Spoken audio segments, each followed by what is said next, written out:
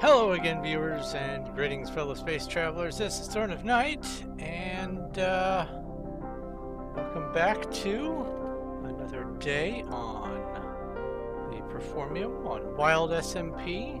Having a little bit of a hiccup. I got kicked to hub, and then it said that I had lost my public login key or something like that. And I had to relaunch the launcher, and I'm finishing the relaunch of the game, and I'm logging in now, and maybe it's not going to misbehave. Alright, I'm in. Anyway, hi, welcome everyone who is watching. We're going to watch Hi Johnny, Hi Cuddles, Hi any future people. Welcome to my stream. I am going to quick see if I get that error again from transferring to a different server from hub. Okay, cool. No error. Alright. Cool beans. Anyway, before I get into it, today my plan is to work on the dig site for Undercity and Lordaeron and all that. And it is going to be mostly just me digging, clearing it out. I had contemplated doing some building for some terrain for someone, and I might do that a little later, but I wanted to get a little bit of digging done because I have been neglecting this project for a while, and it needs doing. Let's see here. P weather clear. There we go. All right. Anyway, before I get into the actual stream, let me go ahead and say thank you to everyone who is able to help support the channel, and those of you who are getting me past the 2,000 subscriber mark, and I thank each and every one of you. But huge thanks to Elmaze11, Zogma Infinium, Sean, Robert Kemp, little cuddles, and rain still. Without the support that I'm able to get from Patreon and from Streamlabs here and there, it does make things a tad bit more difficult. And I like it not being difficult, and I also enjoy the company, so thank you all around. Let's get rid of this and hide that, minimize that, scoot this over. I didn't check to see if it's going to make sound in the game because I've relaunched. So I'll hide this. There we go. Let me pause the music and dig a block. Just to see here. Okay, cool. Game sounds. That's what I like to hear. Not too loud. 40% is good. Okay, cool. Always something. It is always something.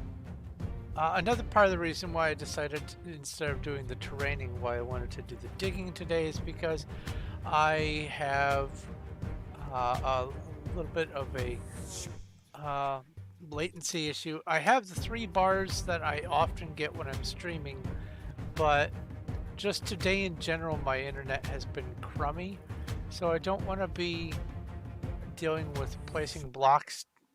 Digging up the terrain's one thing, but placing blocks strategically and measuring and counting all that kind of stuff, if I get one of those lag spikes and I'm holding down right click, it'll just keep on placing everywhere my mouse goes, and it's just a pain in the butt. So today I want to do the build for the Lordaeron, or the digging for the Lordaeron build. And you can see the outline of Lordaeron up there in the sky. What I'm going to be doing with this is I have to place gravel on the top of all of these blocks up here. And then after I get the terrain in place, or the terrain leveled down there, I'm going to drop this down to mark where the actual ground, the footprint for the wall is going to be. So it's going to be a little bit easier than I was originally fearing it might. I had a different plan figured, and this is going to be... Oh, I'm a little quiet, or the music is too loud. Okay. Well then, let's down the music. There we go. Anyway, I had a much more just topsy-turvy plan in place for how I was going to get this to all fit, and this is much better. I didn't even contemplate the gravel drop. It has made my future plans a lot easier, but before I can even get to that, I have to finish clearing out the space, because this comes over here all the way over this, and that means all that down there is going to have to get removed. Every last bit of it. And we've made some serious progress. I just need to get it more finished, especially because I'm getting very near the point where I'm going to be starting to build this. It's not going to be an overnight task. I have lots and lots of large projects that are going to take me a very long time, and this is just one of many. So today I just want to dig, get my dig on. But interesting pieces of news. First off, the Candy server has been activated, I guess, started, and you can go visit, and that's where I just did my test. I went from hub to Candy and then came back here. It was my first ever visit to Candy, and it will probably not be my last, because while I was there I also posted that I was going to be streaming. So, you know, it's just another server. It's the new thing. It's 120. It's almost exactly the same thing as this on Wild, with the exception of a few things. Mob spawns are vanilla. They're au naturel. So if you don't get sleep, you're gonna have phantoms. I keep forgetting what they're called. But if you're holding a torch, phantoms are supposed to leave you alone. I don't know. I haven't tried. I don't care. They also have made it so that any spawners you find, whether they are natural or otherwise, they do not give mobs.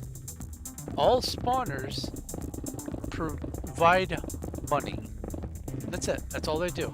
So if you want blaze rods, you cannot rely on spawners. You have to go and just manually grind them as they spawn on nether fortresses. I don't even believe that the vanilla generated spawners are going to be producing the mobs that they're supposed to. I think if you go to the nether looking for blaze spawners, you're not going to be getting blaze rods. So that means blaze rods as fuel is going to be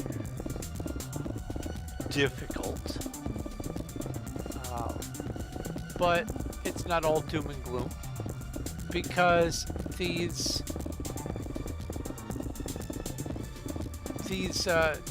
vanilla spawns make it so that everyone will get to be able to experience the vanilla grinder method instead of using spawner systems to make grinders that everyone can use for getting their skills and all that kind of stuff. People are going to have to make good old-fashioned gigantic dark rooms. Won't that be fun? Let's see here. It is 120, so there are going to be wait, what's this? All spawner game and non-game spawners. There's going to be shop for the rare items. Okay. What was I saying? Oh, there's some iron.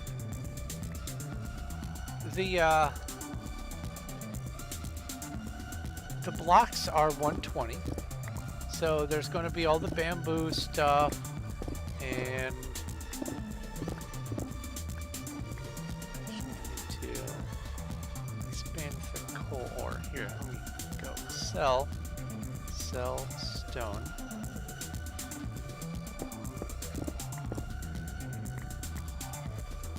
Anyway, the blocks are going to be the 120, the cherry wood, the new bamboo blocks. There's going to be all those archaeology things, pottery sherds, the armor trims, all that kind of stuff. The new kinds of signs, those are going to be in there. So that's nice. But as far as the multiplayer aspect, it's going to be much less economy, much more survival, play the game as normal. Let's see here. As you probably saw in chat, Cuddles mentioned that they are going to have a shop for some special rare blocks, rare items, things that people are relying on mob grinders to get. I predict that there are going to be people who just instinctively go through and break down the guardian temples and don't even utilize them, and so that's going to be hilarious when it comes time for future people to try to make some guardian farms. It occurs to me that in order to make most of these farms viable, people are going to be making gigantic holes so that no other mobs can spawn in anywhere within a radius, so it forces that one mob to have to spawn. So that's going to be interesting. A lot of people having to remember the vanilla mechanics of mob spawning. I love the vanilla mechanics. I do dark rooms for getting materials. I was actually going to be having a dark room for this build here, in fact, so that I can just have a stream of all the different mobs coming in all the time. I am going to have to go through and torch everything that's below my claim. I hear you. I hear you. Stop it. How is it that they explode and then make me go go down when I explode? That's weird.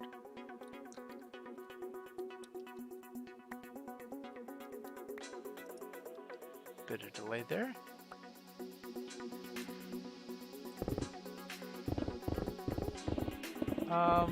Let's see. Obviously, because it's a Performium server. Come on, guys.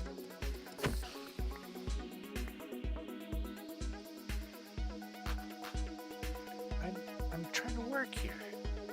Anyway, as I was saying, because this is a Performium server, they made the world available to people who had a VIP club or MVP club an hour early, I think, so that they could make the mad dash and get claims on Spawn Road and all that kind of stuff.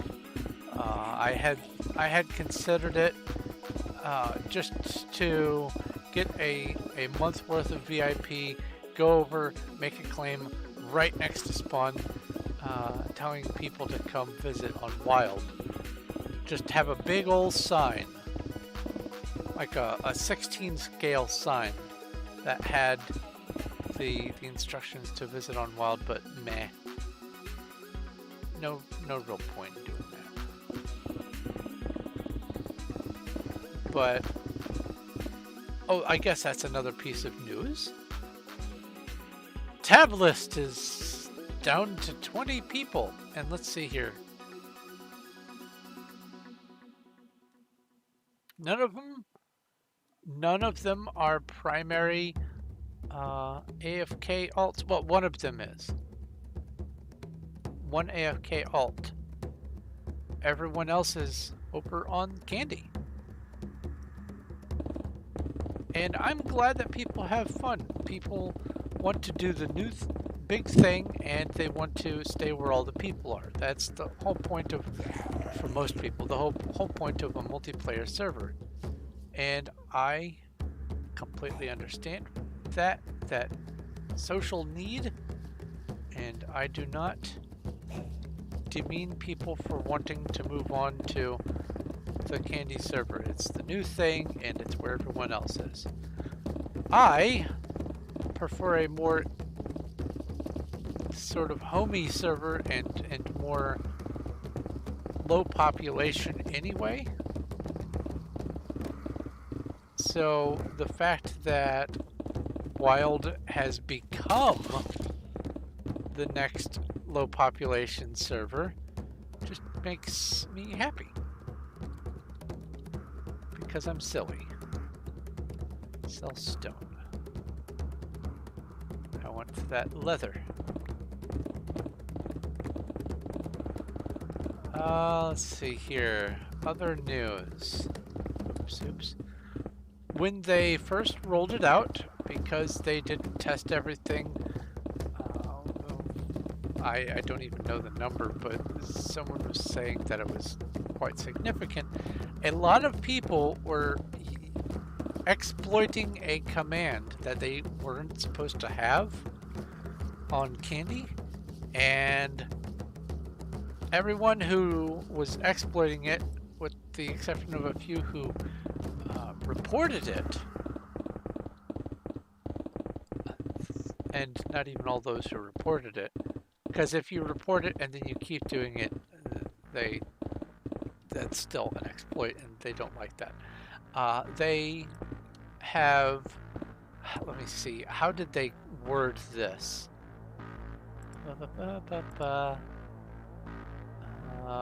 Server announcements. Remember, if you report these issues, you will be shown leniency. Now, sell stone. As long as they get past the torches, things will stop pestering me as much. Hold on.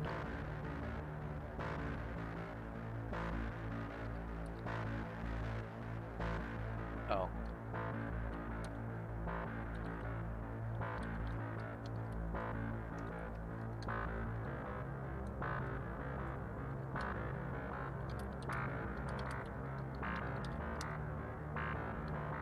Anyway,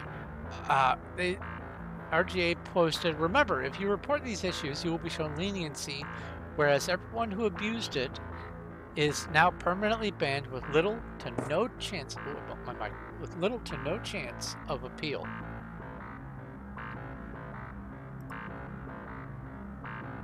So, that's a thing that happened. Growing pains. I guess they just got impatient. They didn't do all the obvious tests. Because even for my little whitelisted private server, oh, look at that lag. Wow! Okay, now. That's ridiculous. Even with my little private whitelisted server, I had someone who was not op test every single command. Just to see if they could do it, and to see what would happen, what sort of messages came up on their end and on the server end, and everything was hand tested. One of the people on the server, in fact, one of the people who, yeah, Redstone, the only Redstone rank. Oh, he's Redstone, he's no longer a Lapis. His favorite thing is Lapis. Anyway, he tested all of the contraptions for slime fun on my server, and it was fun having that little testing area. We didn't know what to expect with things. There was mention of a nuclear meltdown from one of the mechanisms, one of the power, the nuclear fusion or fission power source, and we were afraid that it might cause a rather substantial boom, or like some sort of radiation effect, or we had no idea what to expect. Turns out it just, made the block turn to lava, and that was it. So no big explosion, no terrain destroying thing. It was just a small, hello. It was just a small little dud of an event, but still, I wanted to test every last little thing about Cellstone.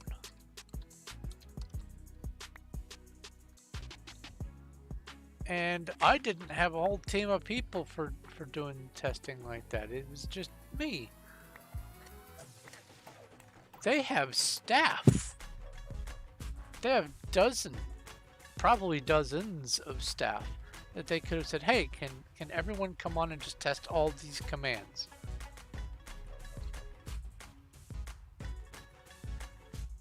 That would be like step one, I would think. Anyway, I do have space in the first one. Okay, so fix all.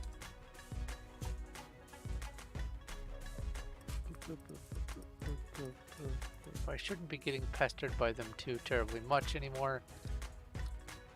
Now that I'm getting closer to the light.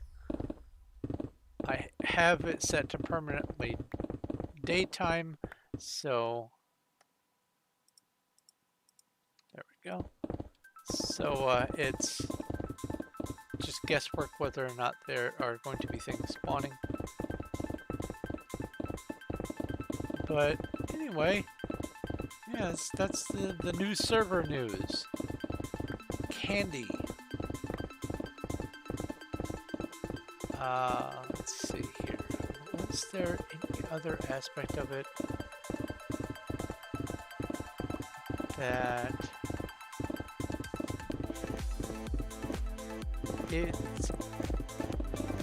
I'm wanting to say there's one other small detail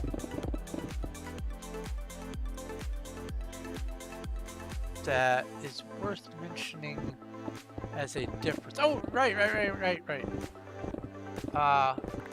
The world for Wild, SMP, and most of the other Performium servers has a maximum border. They expanded all the way out to 10,000 away from 0.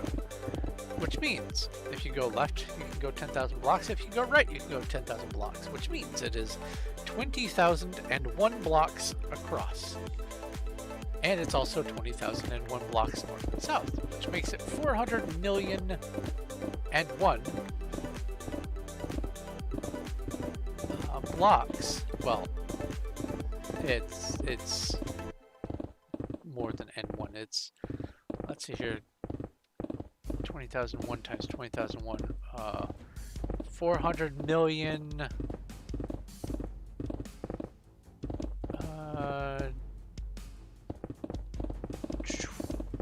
Would it be 400 million 20,000 or 400 million 40,000 and one? Something like that. Anyway, it's just a little bit more than 400 million blocks of land claims that are possible in the world. I'm looking for ores so I don't find surprise ores. And that's a lot. If everyone who has ever played on here, and if I go /Baltop, we can see that there have been a total of 25,127 people who have joined this server since it started, because the rollover is, I don't know if it's 2 years or 5 years by default, and I doubt they changed the rollover for Baltop. So if that's 25,127 users, and every single person managed to purchase enough claims to be able to have permanent claims. Let's see here, 25,127 using the calculator. And everyone had 5,000 claim blocks and used them. There would still be 275 million unused claim blocks. That's how big the world is. And it's unreasonable to expect that anyone would be able to make any huge dent in that. So what they've done with the Candy server is they started it off, I think, at some low thousands, like 4 or 5, maybe 9, I don't remember. But they started it off below 10,000, and they are going to slowly increase the world border of the overworld and the end, but not the nether. And I don't understand why they don't do the nether, but whatever. I guess people just don't use the nether or something. Is their justification? I like the nether, but that's just me. So, sell stone. Oh, I have an alarm. So anyway, the world on Candy, that's a lag, is going to be 15,000, which means it will be, let me get out the calculator again. If I go 30,001 times 30,001 equals 900 million. And let's divide that by 5,000 claims. In order for every square morsel of land to get used up on Candy once they finish expanding the border, that server will have to get 180,012 unique users with a 5,000 block claim actually claimed in the world. Ain't gonna happen. So they made the world a lot bigger, more things to explore.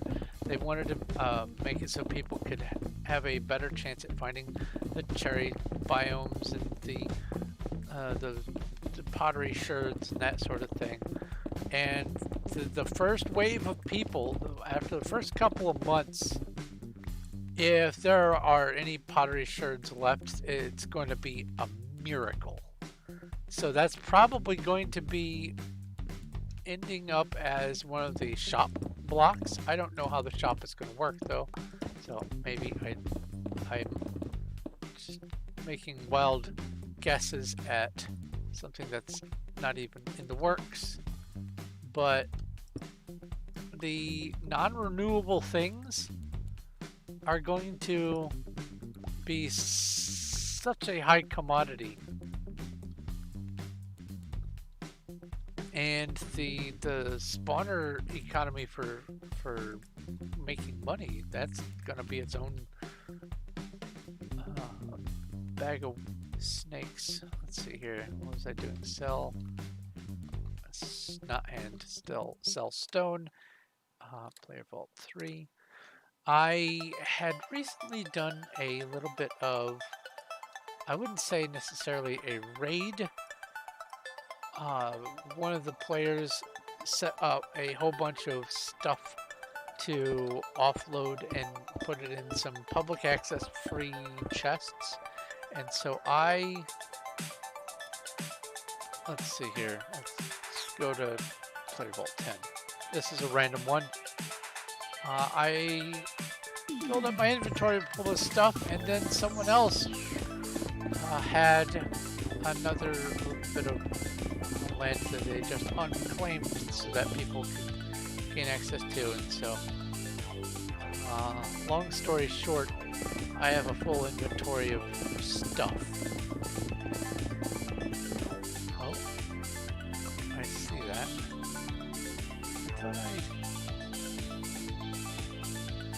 Weird. Thought I checked. I have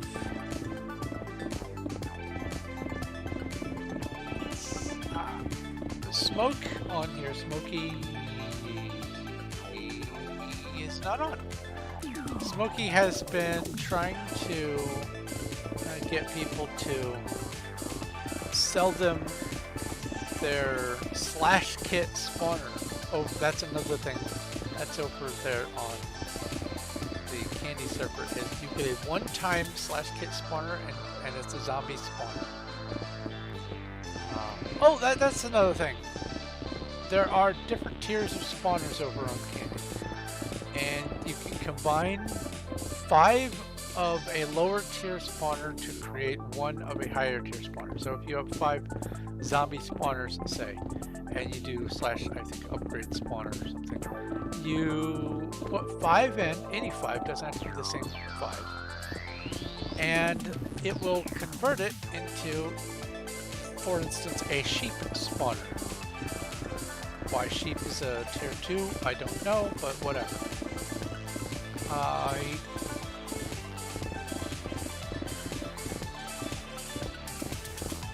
I am going to guess that they're going to find out that people will do what they always have done, and that's crowd right next to each other, especially all along Spawn Road. Oh, I forgot to... Hi. Forgot to get this stuff. Sell stone. And that means that because people are going to be making these massive vanilla spawning areas, it's going to make Spawn Road just be this nightmare. But there's going to be some interesting things happening, I bet, when it comes to iron golems. Oh, I wonder if you can build iron golems as normal, because if they aren't letting spawners make iron golems, then the only way to vanilla get them in is for a village to, quote, need them. So if that's going to be the only renewable source for iron, then sheep farms for shearing are going to be needing a heavy source of iron for shears. I don't know if you can get enchanted shears from a villager. I don't, unless they changed it, I don't think you can get, oh wow, that's some lag. I don't think you can. But the mechanics for doing vanilla spawning are massive and tedious at best. Let's say you want a witch farm. That's gonna be a nightmare. I bet there's going to be... I bet there might be one witch farm. One dedicated witch farm. And maybe if they're lucky, it's going to be near spawn. Who knows? Let's go fix all. And then put this in here.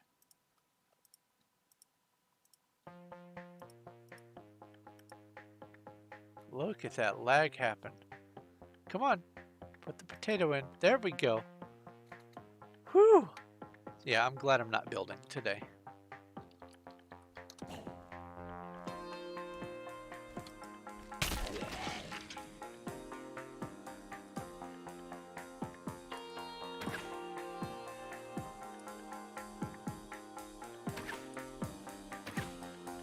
Wow.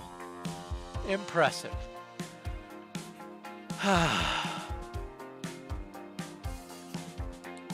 Better heal just in case something bizarre happens. Anyway, I think that's all the useful information about Candy. In short, it's 120 server with the new 120 blocks, hanging signs, pottery, armor trim, more bamboo, cherry wood,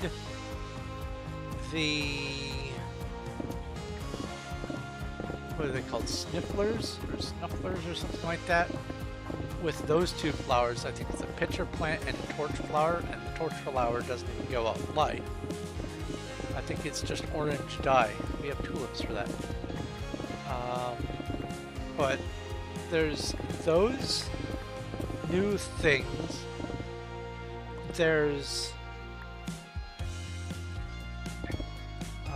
money instead of mob drops for the spawners. And it's tiny amounts of money too. Like, seriously tiny. And then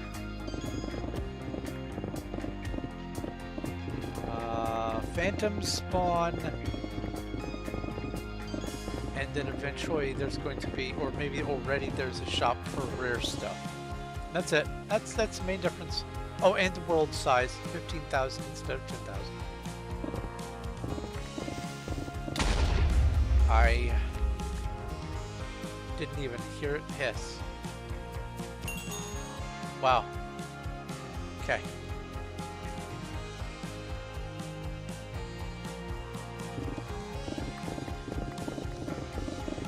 But I'm established on this server. Oh, I need to go scan ahead for any ores. No ores. Okay.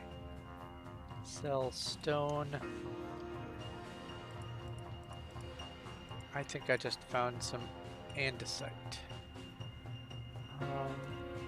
I'm staying on this server. And that's largely because I like low population servers, but also this is where I have been doing all of my work. This is, I don't want to have to keep jumping servers every time there's a new server. There's no point. All of my builds, I want to have them here, one place on this server. And when this server inevitably dies, and it will, they will delete this server to make room for, I don't know, a version 130 or something, or one probably at the rate they're going. Maybe,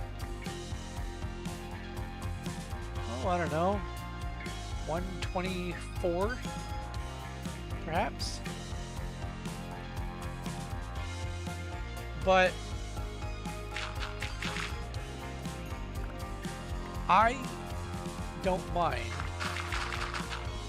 that it's going to get deleted in the future, whenever that future is. I'm not building because I think it's permanent. I'm building because I like to build, and I like what I'm building. And I don't need to move to a new server to build something else new and huge. Oh, let's abandon these projects and move on to another server to abandon more projects over there. It's ridiculous. Oh, it deleted. So I want to just stay on this server and keep doing what I do.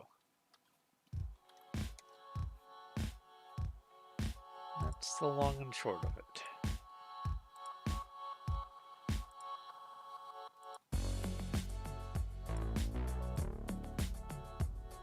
Okay.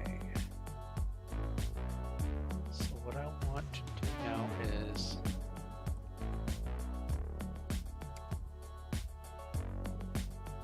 this. That's full. That's full. That's full.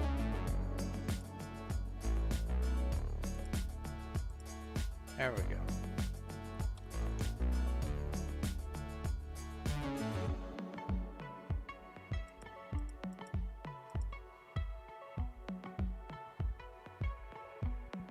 That all looks good. Okay, and then what's my next available vault?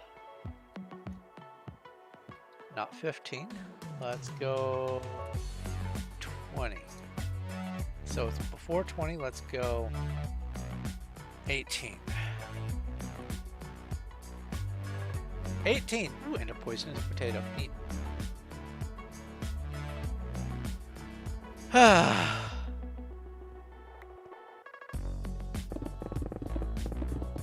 So I'm going to just keep on doing what I do. I'm building on here. I would be building on either a single player map or a private server. I would still be doing something. It doesn't matter to me that everyone's going to be spending all of their time on the new server. I mean, it does matter to me because they're happy, and that's really all that matters. We're playing games. It shouldn't be a toil. Have fun. Enjoy yourself. If seeing things built out of cherry trees is what makes you happy, then build away. Let pink be thy domain. You want bamboo rafts? Have a jungle water park. A jungle themed water park. Oh no, the andesite deletes fast. I forgot. Oh no. Hopefully I got enough of it.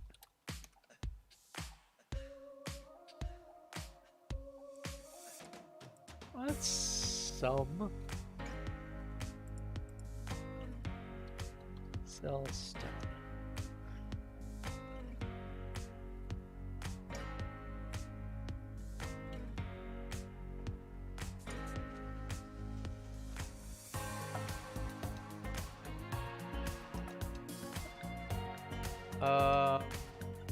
Apparently some items.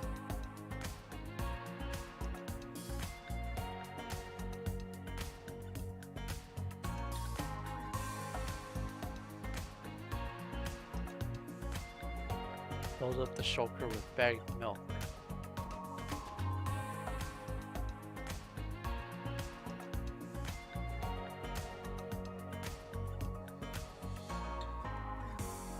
Strange. 92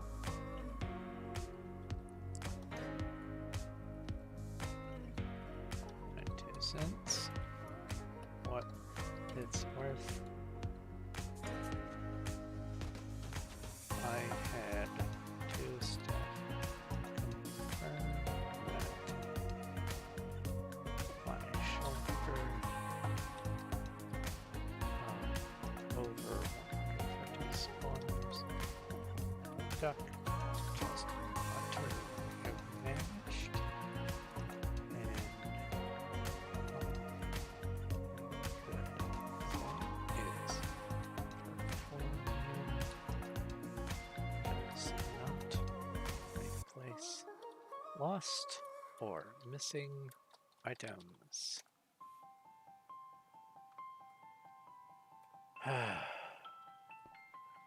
That was a sad moment. Losing all those spawners. But server's down anyway, so it all comes out in the wash.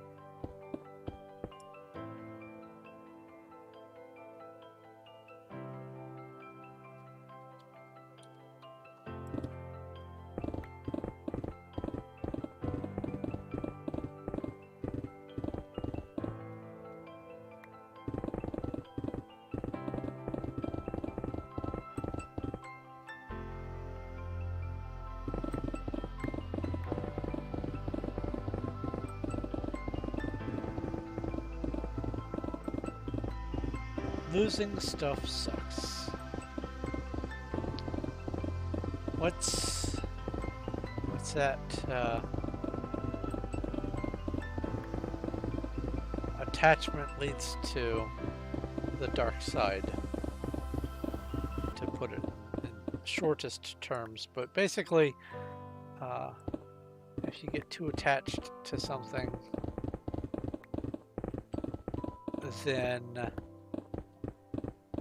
you open yourself up to succumbing to the negative effects of being attached to that something. The loss, the grief, the anger, all that kind of stuff. And while grieving is a natural thing, letting it be the defining feature of one's personality is not probably the healthiest thing. However, I did see something very clever. I don't remember, it was, I guess, Reddit or something like that. Someone said, the way I like to think about it is when I'm randomly sad, randomly depressed, or just sad in general, I like to think that it is nature's way of remembering someone who doesn't have anyone to remember them.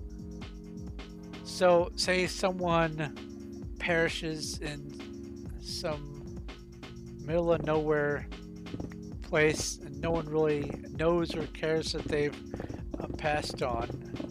The world assigns you as a mourner. So when you find yourself randomly sad or depressed for no good reason, just say, I've been randomly assigned to mourn a stranger. And it gives it this sort of poetic feel. I think it's kind of interesting. I know that's not how it works. And depression is a very important and real thing, but you know, having a little fantasy can add a little levity. Uh-oh, I hear Skelly Man.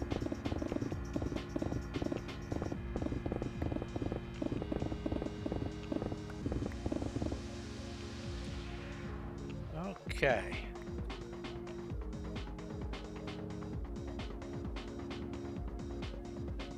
No new ores exposed. That's not andesite, that's just... there are some ores.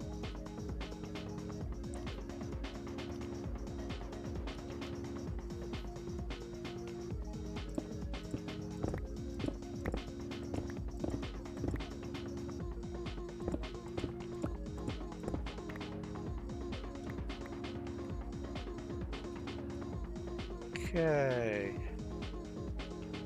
there's the granite that I saw. I'm going to go ahead and take this out.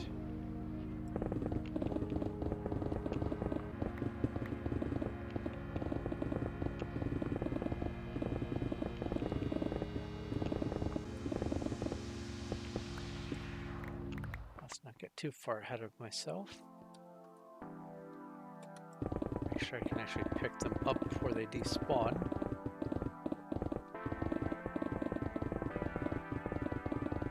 Because for some reason, even though stone sticks around for, I think, the normal 5 minutes, the granite, andesite, and diorite do not. The rarer blocks are assigned to despawn in very short order.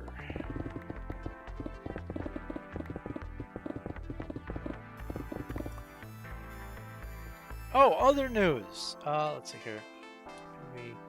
3. This is gonna fill up fast. Good, I got it. In other news, my wrist injury is seeming like it's going to be the same sort of thing that happened to my foot, only not to the same extent. I think I overextended and it tore a ligament in an inconvenient place on my hand. And here's why I believe this. Without this wrist brace on, when I go to pick up my hand, and you're probably going to try this too, when you go to pick up your arm, your hand stays in the same relative position. Like it doesn't flop around like a dead fish, because you're kind of holding, whether you know it or not, you're holding some sort of tension in there so that your hand stays in place. It's something that we just learned how to do. It's part of our physiology, and it helps us to understand our proprioception. We expect that if we lift our arm, then our thumb is going to be in this location, just because it was in this location before we lifted it. Well, with my left hand, my WASD hand, when I would pick up my arm, my hand would flop on its own. I would have to manually keep it in an upright position.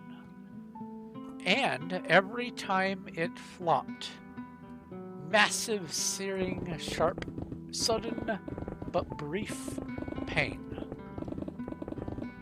So, that's almost the exact same sort of description, only make the movement be sideways and have it be on my foot. Almost the exact same sort of thing that happened to me last Christmas-ish? Yeah, last Christmas, that sounds about right. It was before Christmas, but it was right about Christmas. Somewhere between Thanksgiving and Christmas, I was walking and my cat decided to go under me at just the wrong moment. And my options were put 200 pounds of walking weight on a cat, or move my foot to the side. And so I moved my foot to the side, and the result was a pretty substantial injury.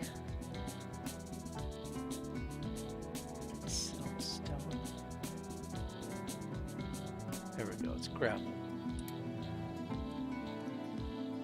And it took, I think, 6, maybe... Oh, that's andesite.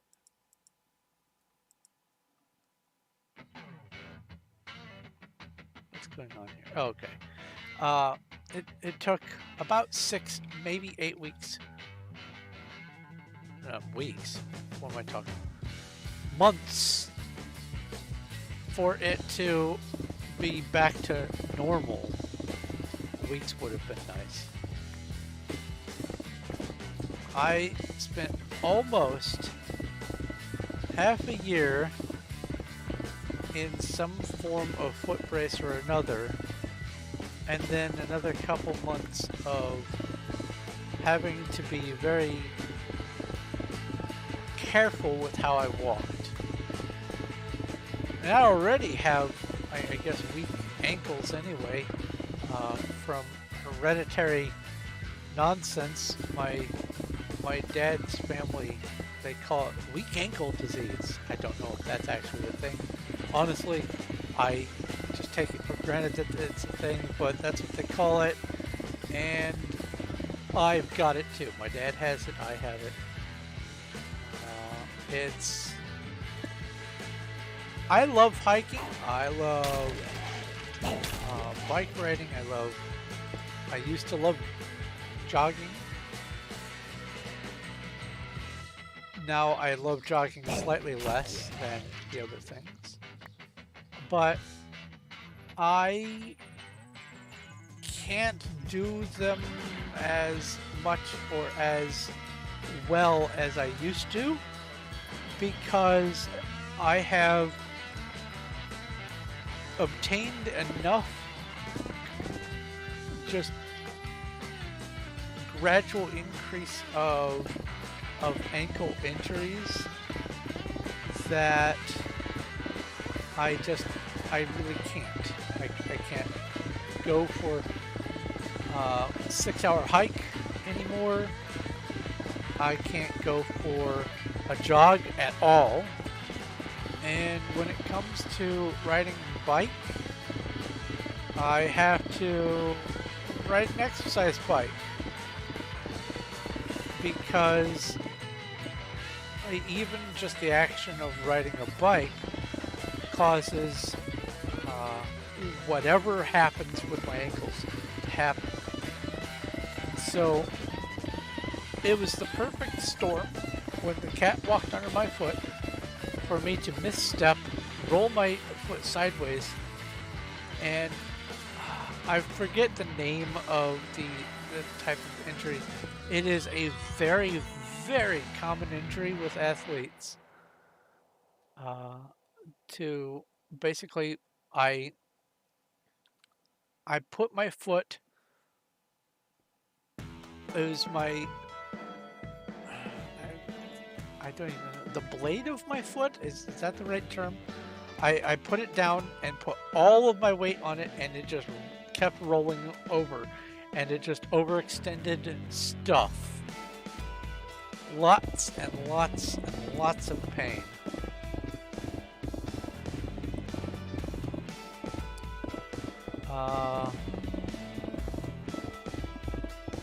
So, going back to my wrist, I am very sure that in my sleep, I rolled over funny, I put my weight in some way against my wrist such that it overextended the whatever the connective tissue over the thumb side of the top of the wrist. As far as I can tell, the area where I get the most pain is called something like Lister's tubercle or something weird like that. Even when I take my brace off, even the action of just washing my hair, I have to consciously keep my hands straight as a board.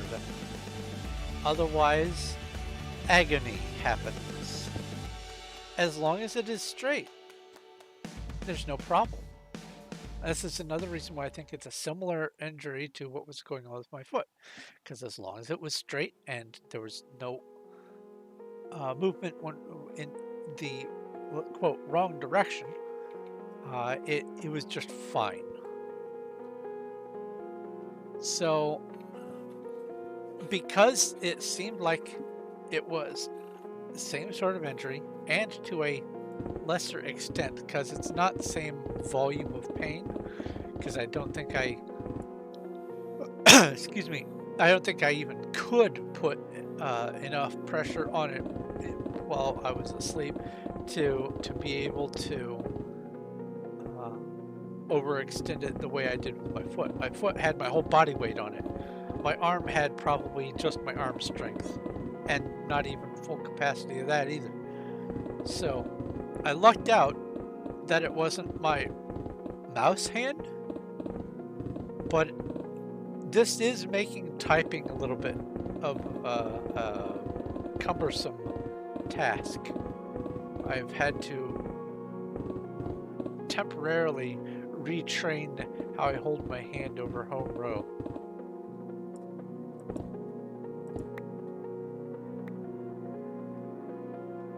Anyway, it's a little bit of news about my wrist injury. I do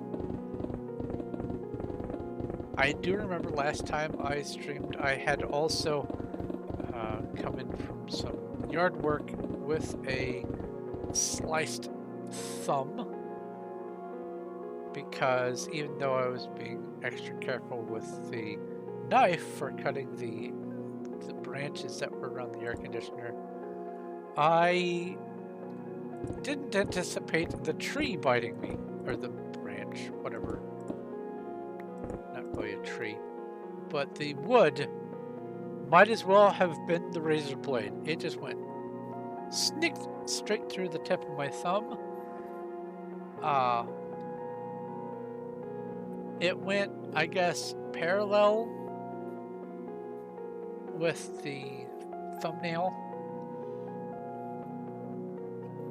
It's like right on the tip. It's on the pad side, so it's not on the back. It's on the pad side of my thumb. So there is that going for me. That heals up faster. The palms and the pads of our hands heal a lot faster than the rest of us. Most of the rest of us. But it is generally fixed. And whoops, and player vault 19, I think. I think I'm on to 19. Am I still on 18? No, there's 4 spots. That there. Oh. Did I abandon some copper ore? I don't think I did. But anyway, the cut on my thumb is generally mended. I have to be careful after I, for instance, shower. It wants to come open, so I have to bandage it up so I don't accidentally pull the skin and make my thumb talk like a little mouth. But beyond that, the injury seems to be on the mend. And the best news about it is 0 infection, none whatsoever. No inflammation, no infection, and it looks like my thumbprint is going to line up exactly the way it was. I think I squeezed it together just in the right way that it started the healing process perfect. Not even gonna have a scar to show off. If you think this is bad, you should see the other guy.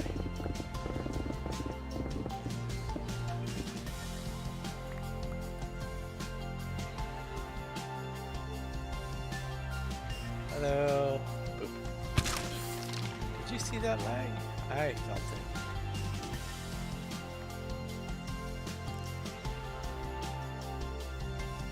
Heal. Oh, not heal. Fix all.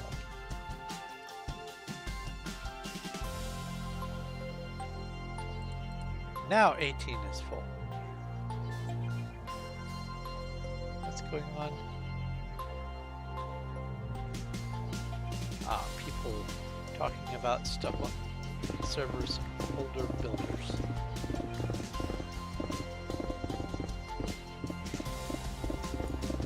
One of the things that just cracked me up is how so many people, even people who have been on Performium for a little while, so many people look at Wild and say, it's an old server, it's been around for a while. And by while they mean 13 months. This server has been up since July 10th, 1 year ago. And they're calling this an old dead server. What?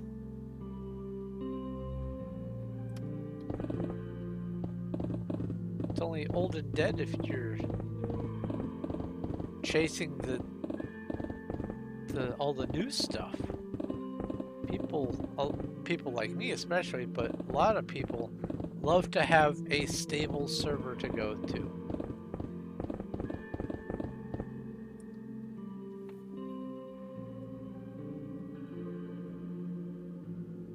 Any ores?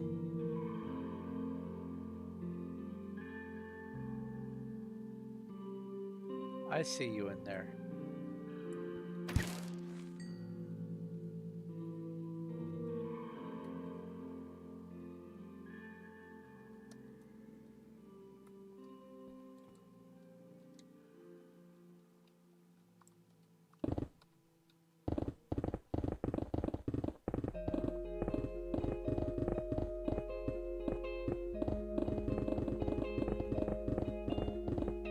That's something I want to try to get on here. All the goat horns. Because that's something that should be attainable.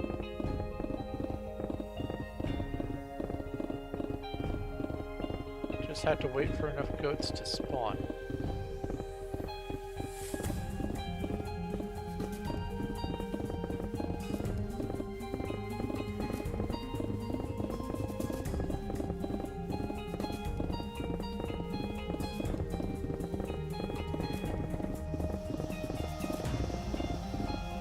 Tell you what, Elme has definitely picked quite the choice for his username.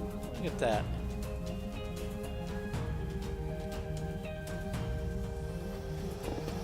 Oh, let's check for ores.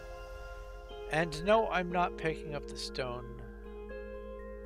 I could just be doing sell hand, sell hand, sell hand. But it's pennies. If I want to sell stuff, I can have an evoker, vindicator grinder, and just use looting on it and get millions of bucks from the emeralds. Honestly, I need to start grinding more emeralds again anyway, because I think I'm going to be needing a bit more than I'm anticipating for the Undercity build, because I realized the canals that go around Undercity, that's not the only place where the fluid is. It's also up in Lordaeron. It's also the green gooey water up in the actual ruined city up top. So if I'm going to be making it look the way I am tending toward, I'm gonna have to get a bit more of the different green blocks than I originally back of the napkin mathed.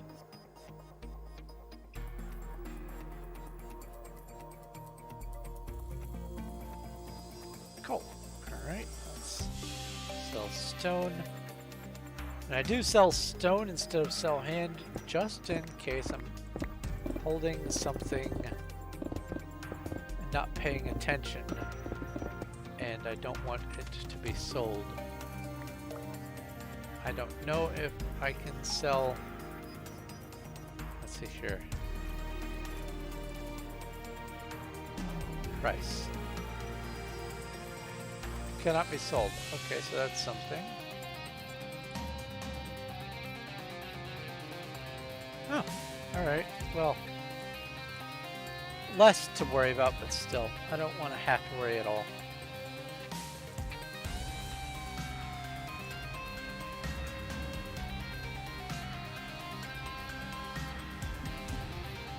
And an emerald.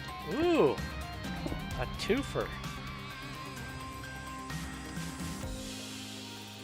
And that's a full stack. I'll wait till I find more to transfer it over. Wait, under chest.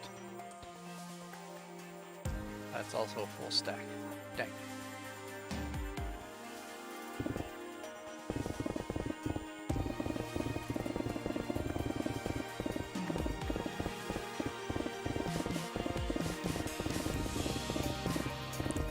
Now, if you're wondering, by the way, why I'm digging like this, it is a lot easier to dig in a straight line, digging straight up, because you have that reach of 5. You have the same reach distance from where the, let's say, the focus point of your head is in every direction. But because you're standing 2 blocks, your head is 2 blocks above the ground, you lose 2 blocks. And I can show that here.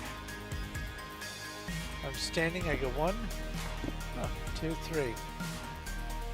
If I crouch, I can get the 4th one. And of course I'm going to take this coal. Why wouldn't I? It's so freely given. So it's always going to be easier to dig up. You can dig sideways, but that's just a pain. Digging straight up allows for you to be able to get these nice long walls, and you can just survey the wall by running backwards across it to see if there's anything you need to touch up. Whereas going horizontally, it's a bit more troublesome, including if you encounter lava. This way, there's only, the moment you find the lava, you can stop digging and you only have to deal with 1 block. But if you're going sideways and you find a pool of lava, well, suddenly all of your nice, pretty ores or whatever are going to get burned up because they're falling into it. Or it's falling onto your block drops. When you're digging straight up like this,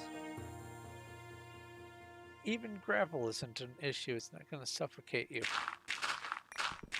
Now, I have all of the higher speed, let's sell stone, that comes from having the extra efficiency. But honestly, if you've got a beacon and some vanilla efficiency enchants, it's not going to make that much of a difference.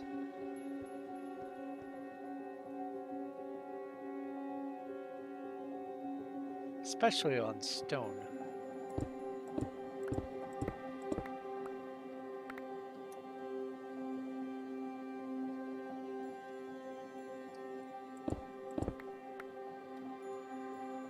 Oh, I saw that.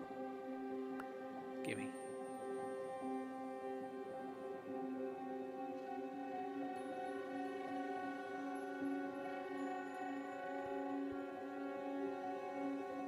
I have to keep extra eye out for andesite pockets because I have been accidentally ignoring them. Variable 29. This. Put that down here. Oops. Sell that. Or not sell that. Transfer that. You go here. Wow, that was lag. Wait, no. Something else goes here. You know what? I'll just put that there. That's fine.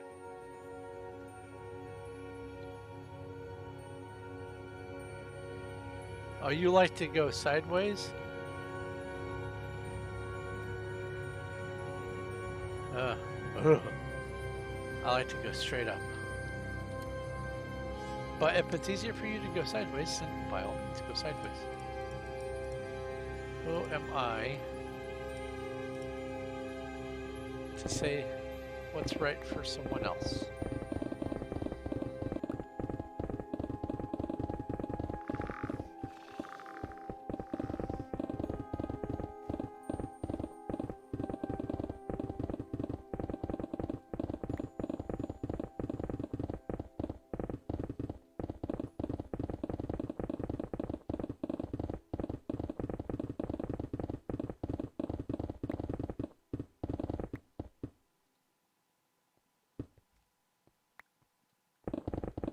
I suppose another advantage to having is that a name tag? No. Oh, I heard you. Another advantage to having my projects on the server and staying on Wild is that I don't have to worry about clearing out a new spot and getting more claims. And here, shoot.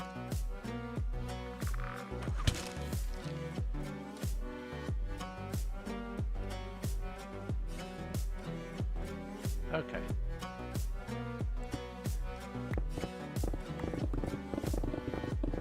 I have my projects on here. Oh, hey! Now that everyone's gone over to Candy, I can also start working on the liminal space.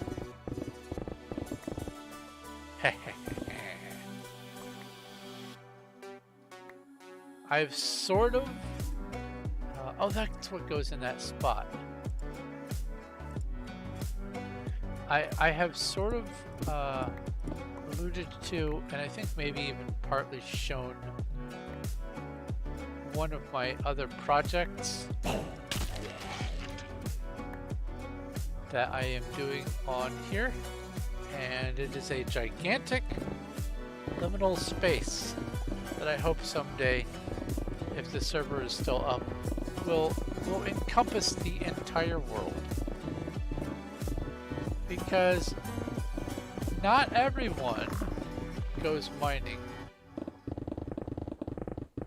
and even the ones who do, they don't go all the way down all the time.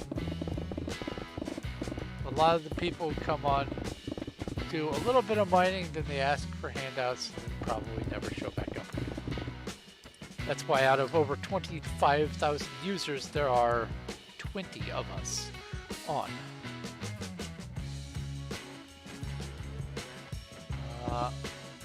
And so I have a project. Okay, I thought that was more. I have a project where I am making a surprise for people.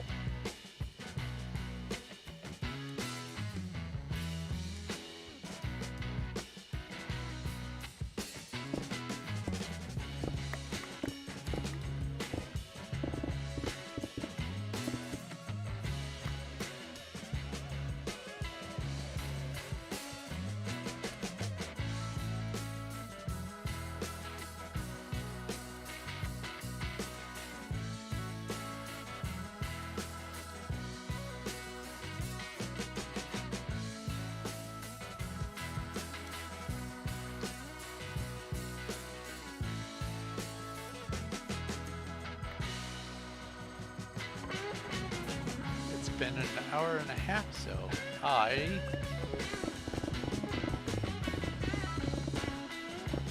figured I would post the thing.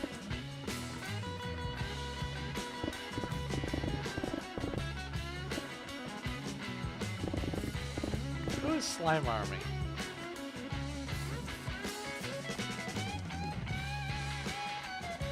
Ah!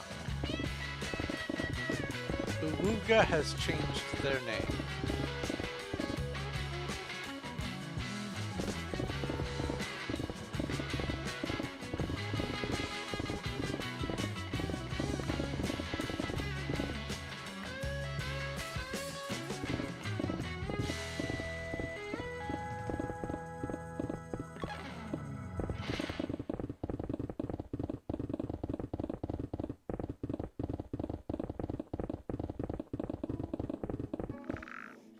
I hear you.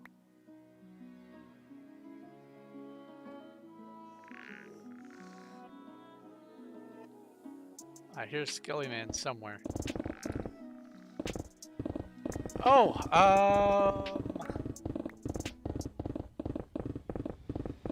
I don't have a time frame for it, but I have tossed another thing on my to-do plate.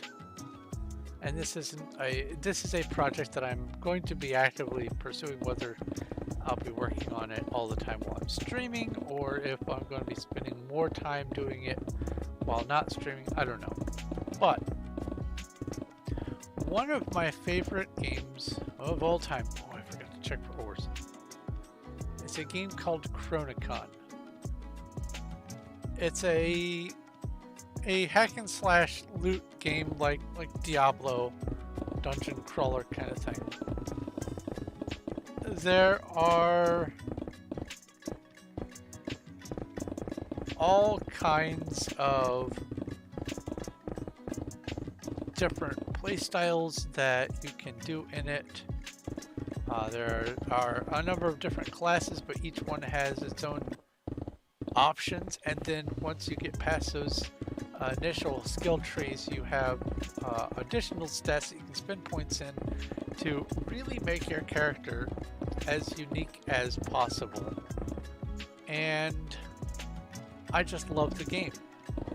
I've been playing it since it was released to the public, and I helped to submit some bug reports early on, and the dev even put into the works some of my suggestions, and it's just a fantastic, fun game. Very colorful and easy to get into, easy to get addicted to, and I love it. So why I'm mentioning this is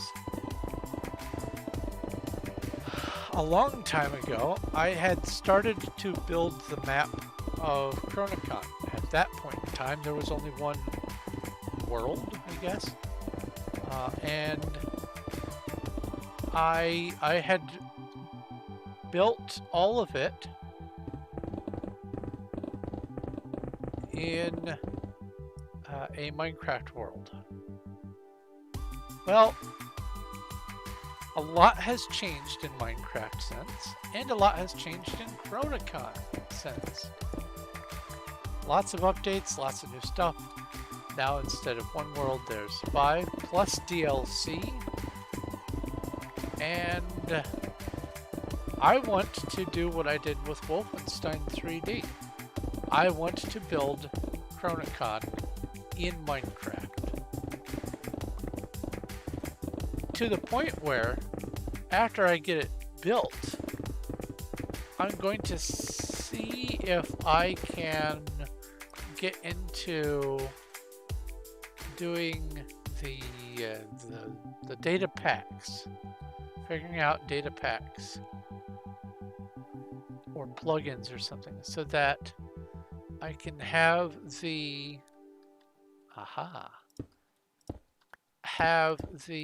game be a little bit more true to form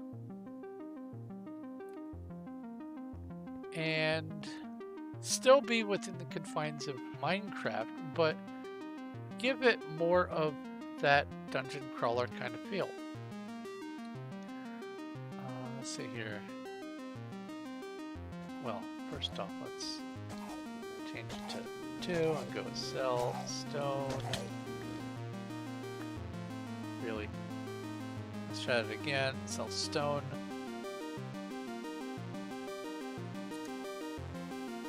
I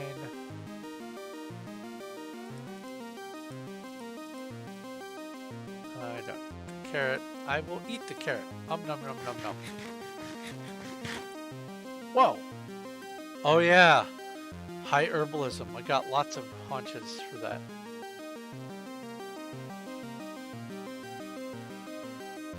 Okay. So I guess I have a habit of building things I enjoy in Minecraft. Fractals, Undercity, I built Wolfenstein 3D.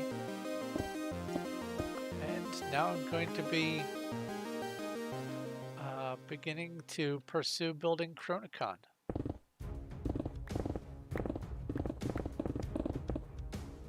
And I am very much looking forward to that project. Now, I would say that I might do it on weekends, but for me, weekends are just weird. I have to focus on other stuff, at least for right now, during my weekends. And so streaming is kind of hit or miss. Anyway, take a drink.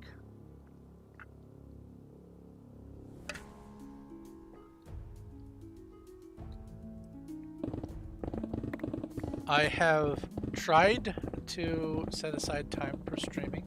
I even tried to set aside time this weekend for streaming, and it didn't happen because too much other stuff is going on. The weekend is really the only time that I have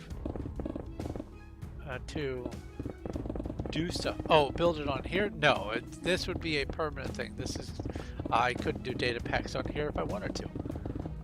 Data pack has to be when you run the world, it has to be on the server side, just like plugins.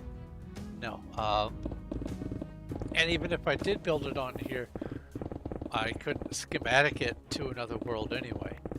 So it's going to be on a different world, probably a single player super flat world. But I forgot to scan for ores. Oh, that was weird lag. I love that. Flying lag. You know it happens because it makes your pick go wonky. Cell stone. I have been spending some of my weekends this last weekend, or I have spent some of my weekend testing something for a different stream related to Chronicon. If I'm going to have to wait to be able to do more of my pursuit towards an attempt at a sorceress pacifist run of Diablo 2, because it seems like for sure the paladin is off the table, and even getting the sorceress to work, it was at level 30 and Act 5, I think it was level 30, I hit a bit of a wall, so I'm not sure. But anyway, I enjoy doing challenges for games. I like to set myself up with certain restrictions. What was all that about? And the pacifist run is always a fun little, I guess, gimmick.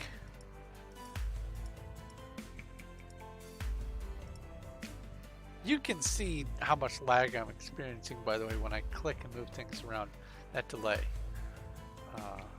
Stuff appearing and disappearing and reappearing elsewhere. 18, 19.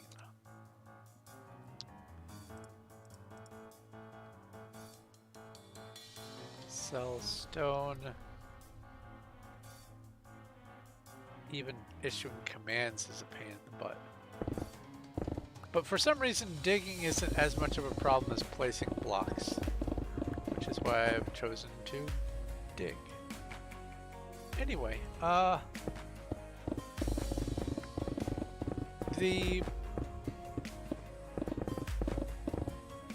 one stumbling block for doing an absolute true pacifist run on Chronicon is, and I tested it just this weekend, there's one boss that for one of its stages there is no damage happening to the player. You're not being attacked, you're not being poisoned, you're not being suffocated or anything else. And so the only recourse is to either just manually attack, which would totally take the fun out of a pacifist run, or my solution is to use these satellites that do different elemental damage if an enemy gets too close. And the way I justify it is it's considered fine for things like thorns and frozen armor and all that kind of stuff. If a monster gets too close, i.e. touches you, it takes damage. Well, this just makes the barrier bigger. I'm not doing any attacking. If they get within my bubble, they take damage. So if I can manage to get just this one boss fight done with the flying satellites of like lightning or whatever. Did I check for more ores?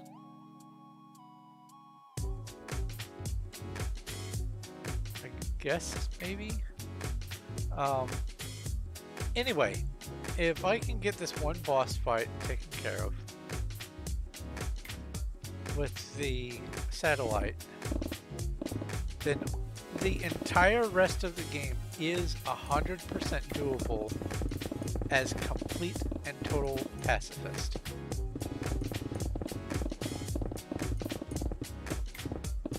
And there's even a number of ways to go toward that, especially with one of the characters that has an actual sort of Thorns aura.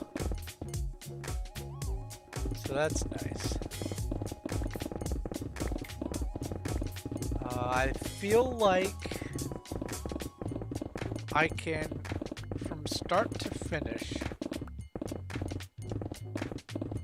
beat the entire game in probably one really big stream or two large-ish streams.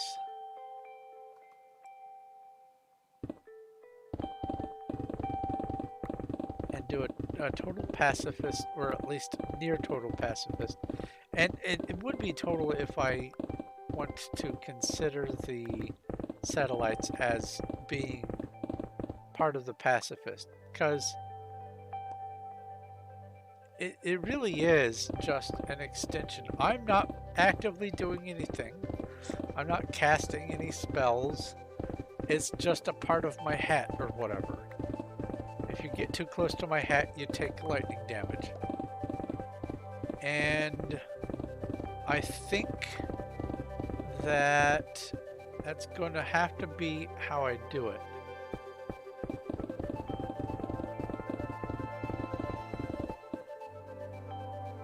But I went through the whole rest of the game with another character, and just confirmed that all the fights, there is at least some way of taking damage, either by being attacked by the boss itself, or through other minions or environment. And I feel very strongly that I can manage a pacifist run in it.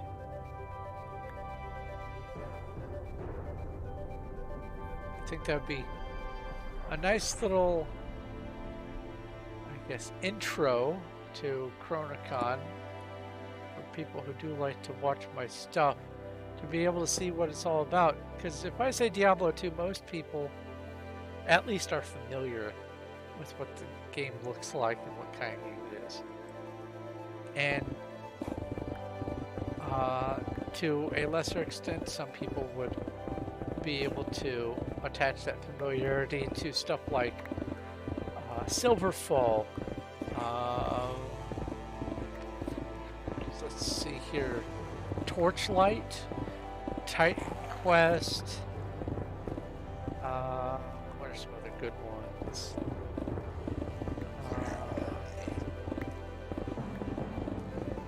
Baldur's Gate is more of a turn-based.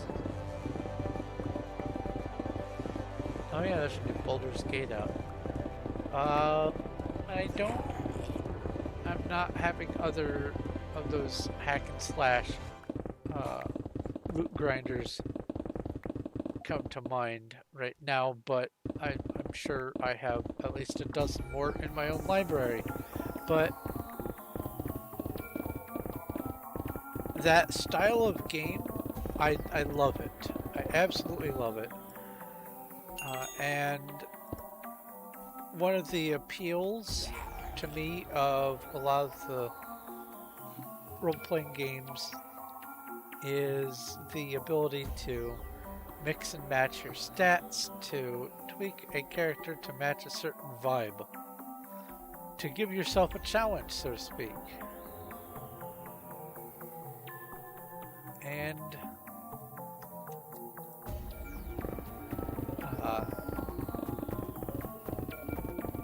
I tend towards the games that have lots of different playstyle options.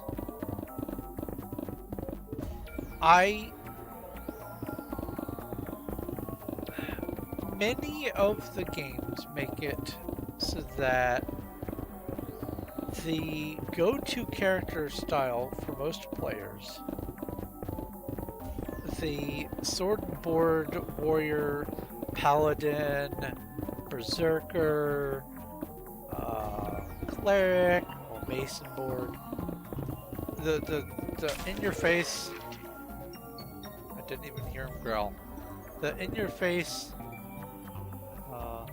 just right there, toe-to-toe, close quarters, it's hitting you while you're hitting it kind of character. That's the style that most people tend toward. Unless you're playing Skyrim. If you're playing Skyrim, most people tend toward the stealth archer. Because, well, it's a lot easier. Sell stone. But and Chronocon is no different. It is the very first character you get. She's called a Templar, which is to say basically a paladin, and it's melee, it's swords and shields and heavy armor, and it's what you would expect. But where a lot of the games that are in this genre tend to fall apart is they make the sword and board fighting style supremely accessible to everyone because it is the default that most people go to in a game, and I understand that. But it makes it so that the other play styles, archers, magic, summoning,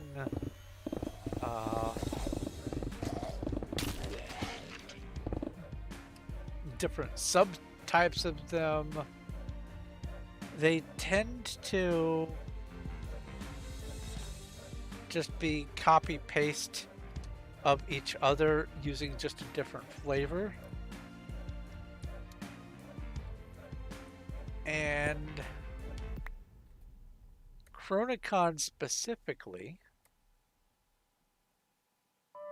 they have made this game with so much to look at and so much to do and so many play styles possible that it just blanket across the board. I would say if you like any kind of play style, you can find it and make it happen exactly the way you expect it would happen, using the skills and perks and stuff and what's it called, masteries that you have at your disposal. You can tweak a character to behave precisely the way you would like and be very competent at it. Once you beat the game, it unlocks the ability to do mythic dungeons and stuff, so you can keep grinding and leveling up and getting more stuff. The mastery points, there's no maximum. You can have 1 billion mastery points and have the beefiest, infinitely powerful character in the world. It takes a lot of grinding to get up, but it is a doable thing with an infinite amount of time. But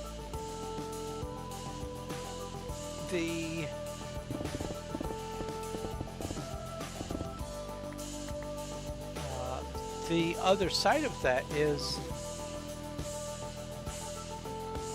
once you get a character up to that point, you have to start really carefully planning out how you spend your points. You're going to find yourself getting the skill tree and the mastery trees reset because you test something and like, oh, okay, I want to theory craft this character build, and you get so far into it and discover, oh well, there's nothing further I can do with this. Back to the drawing board, but I still want to use this, so I'll keep this and I'll remove these points and I'll put them over here, and you get so much freedom to do so many different kinds of builds. Even at the super high level, that it makes it still be fun. Because once you get to the absolute top tier, the hardest level dungeon, I think Mythic level 15 or something like that, you have to have your perfect character in order to even stand a chance of surviving. Not even winning, surviving at all.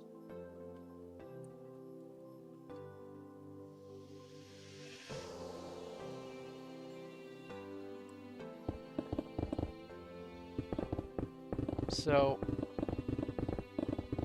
I cannot speak highly enough of Chronicon, and you are going to be seeing some Chronicon content. Some Chrono content, if you will, coming from my channel the very near future. Maybe even this week.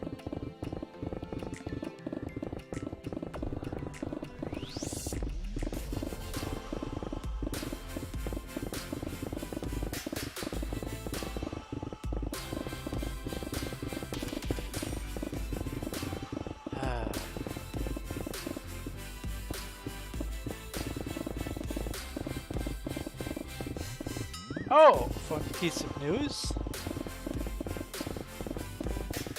In my yard, there is officially, my real life yard, there's officially a ground bee nest. Smack in the middle.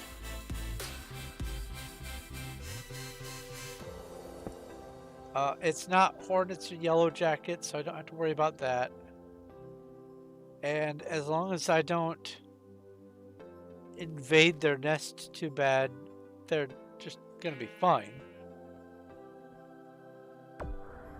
But it was a little bit of a surprise when I was mowing, not this last time, but the time before, when I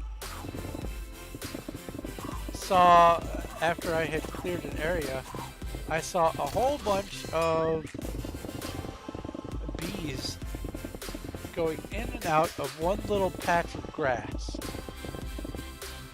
I was unprepared for it to be an entire underground hive.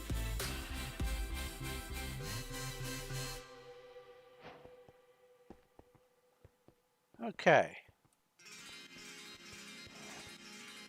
Oh, let's activate wild.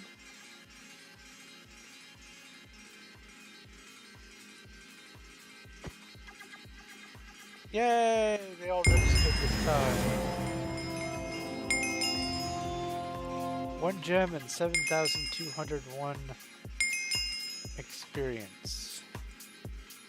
It's not much, but I call it very little. She's at this one. Oh. I have a bunch of these to do.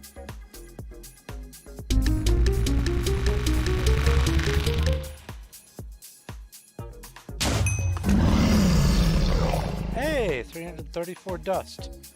Okay, well that's it for that. You know what? I'm going to go ahead and go to spawn. And I'm going to open the rest of those crates because I don't want them to time out. I have not been voting. I should probably vote, but if I do that right now, it'll chew through my bandwidth, so let's not do that. Wow.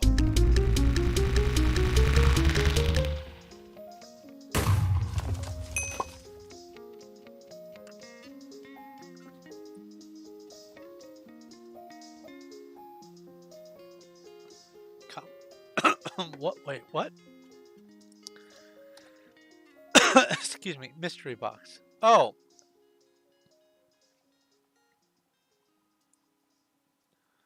So I got a mystery box out of the mystery box. Okay. Weird.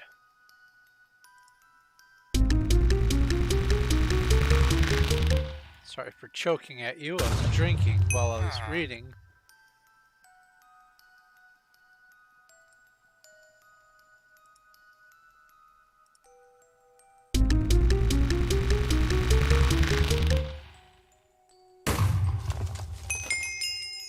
Hey! I can now finally morph into something. My first ever morph.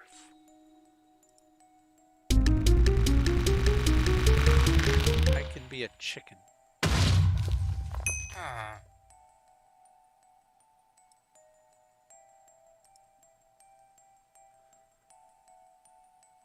Did I not click it? Guess not.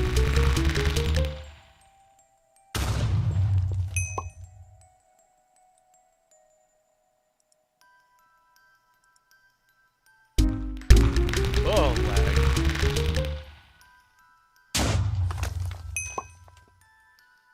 Alright, now let's see here. I have 1,207 mystery dust. Let's go ahead and poof poof.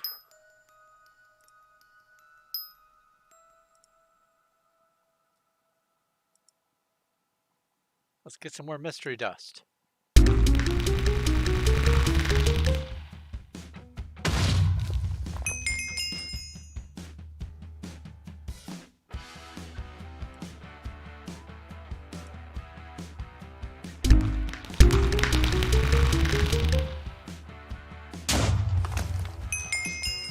Yay, more mystery dust. I don't think I have enough to make another one.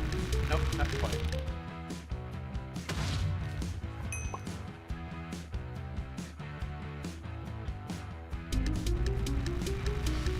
If I had Diamond Club, I would have.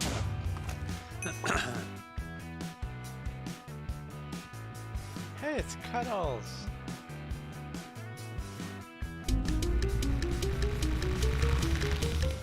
Oh, let's make sure I'm flying. That's the thing that bothers me, by the way. When you spawn right here. Oh, hello. Spawn right here. Looking at this. It's the first thing in your vision. Not a lot of words. And people ask,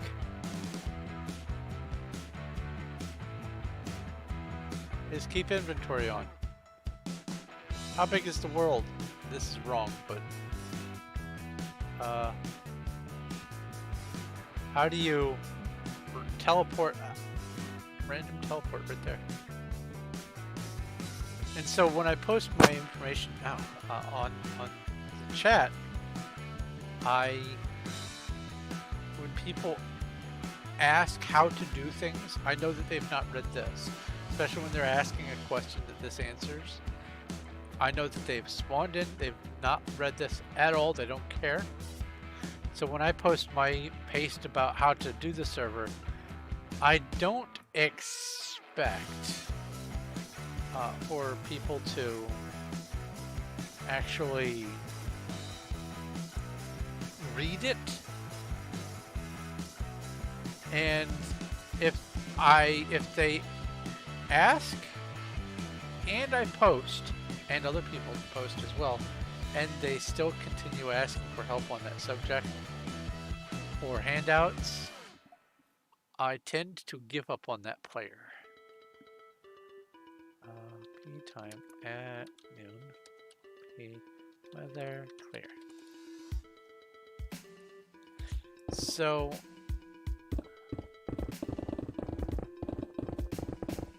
we have gotten, this is a transition conversation, by the way. We have gotten a slow but continuous additional trickle of new players on here since Candy came out. And that's probably always going to be the case. There were always new players on Duck. It has slowed down. Oh, there's gravel. But the ones that have joined, they've asked how to do stuff, but then when they get answered in chat, they say thanks, they start doing stuff, they get a dirt rank, they're actually participating. So it is my hope that the transition to this being no longer the main server is going to make it so that the quality of new players is going to improve. That's my hope.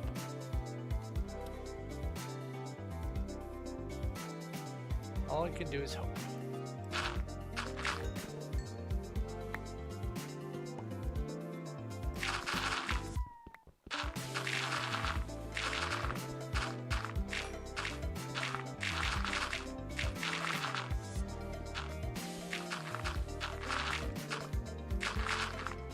I see the copper.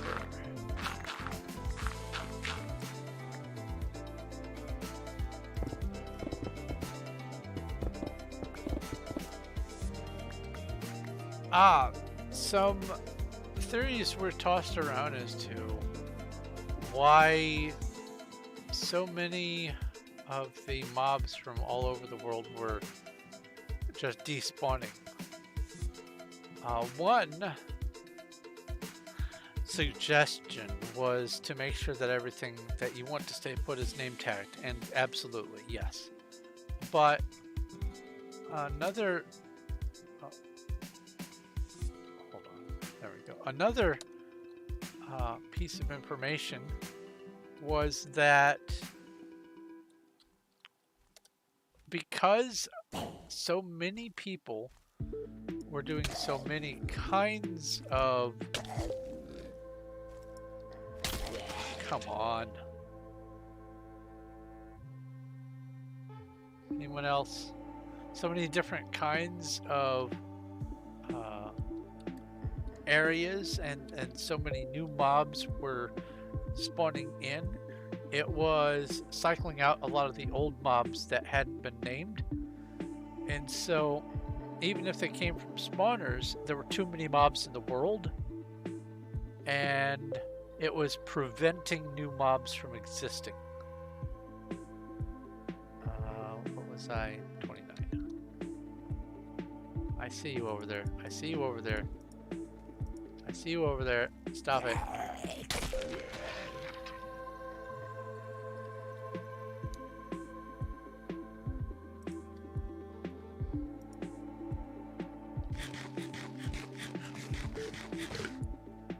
That's some food lag. Did I get the ores? I remember getting gravel, but I don't remember if I checked for ores.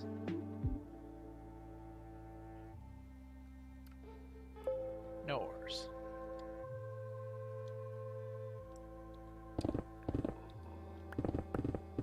Anyway, one other observation on the subject of new players. One other observation that I've had is it's been about the same... Oh, I have not done a Steam shout out recently.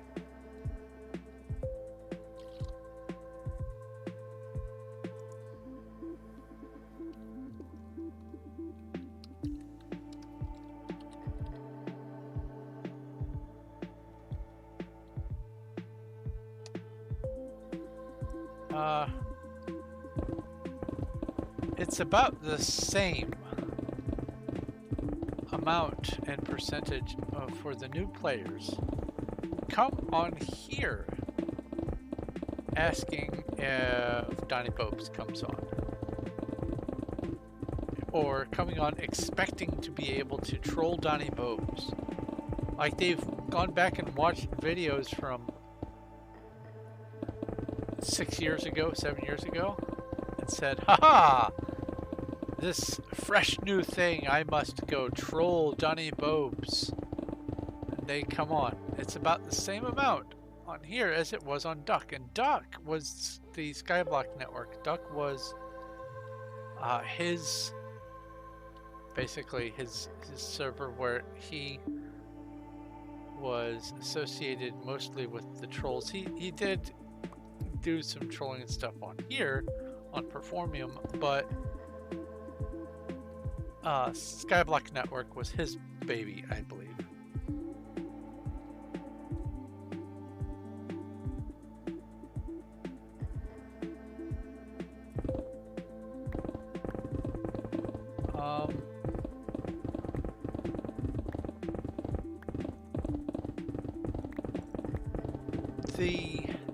The weird thing about it is they have to be joining from somewhere else. They have to be getting sent here from somewhere that I'm not familiar with,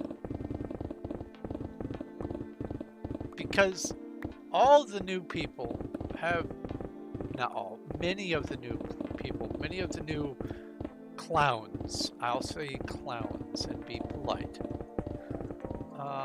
come on with almost the exact same fervor as each other to find out where Donny Bobes is and asking if we can do x-ray hacks and stuff. Like they go straight into announcing that they are hacking. Hardy har, I'm hacking, please catch me. Har har, I'm getting banned for the lulz. Something is making them think that that is what happens on this server. And that's never been Wild. Wild is a year old. So my guess is that on one of the sites where you vote for servers or whatever, or some site top list or something has, here, watch this video by one of the owners. And it's a video from way back. And it links to here. And they just find wild because it's one of the first couple of servers. And they think that all that's the content to the hardy hard stuff, they must be thinking it is new and fresh and it is current. And so they come in with the oomph of doing the trolling or getting trolled. That's the only thing I can think about as an explanation, because it's the same level of fervor on here as it was on Duck. On Duck I could understand. On Duck it was, well, if I go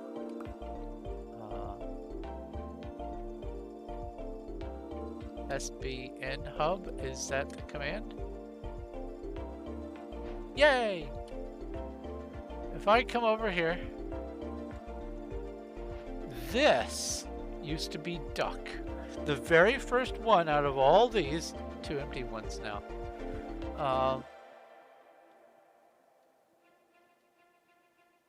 Wait a minute.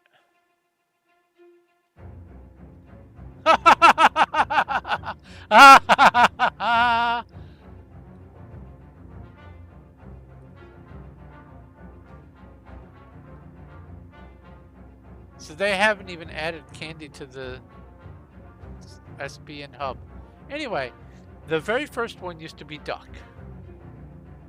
And then all the rest of the servers you could interact with these NPCs and go to them that way. And then I can go to there, and that's the Performium hub. This used to be where Wild was, so this was the first one. So what I'm thinking is that they would arrive in either this hub or the other hub, or they talk to this guy and bring this up, and they would go for the first option, either the first server there or the first server here. And whatever funneled them to this hub is what would make them pick the first one they saw, the lowest effort, to try to get the lulls. That's the only thing I can think of as an explanation for why such a high volume on both Duck and Wild are like that. Okay, there we go. Hello?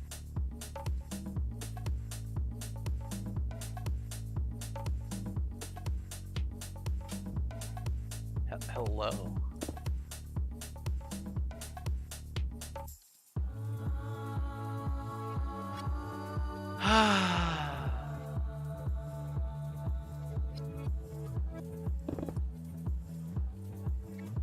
What's going on?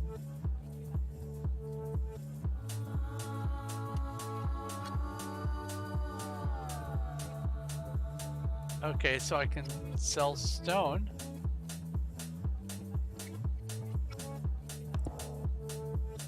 There we go. What lag? I don't see any lag.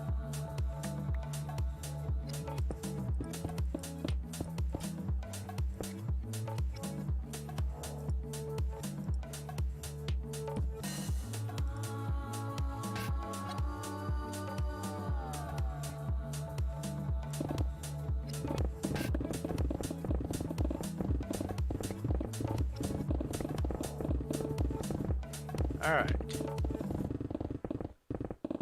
But anyway, where I'm going with this is now, as you can see, Candy is the first one on the list. And Duck is no longer the first one of the NPCs. And Wild specifically is not the first one of the NPCs either. You have to actively make a decision. Yes, I don't want to go on the first one. I want to look around and be selective and choose Wild. You cannot accidentally end up here on Wild. It's not going to happen. So that filter right there is going to just weed out almost 90% of the low effort trolls. Because they don't want to do the work. They just want to party hard and leave. So, I thought for sure, oh, P time at noon, P weather clear. So, I'm hoping that the quality of new players is going to improve here on Wild. It's not going to be a huge volume of new players. We're probably at the point where Duck was when I joined, honestly.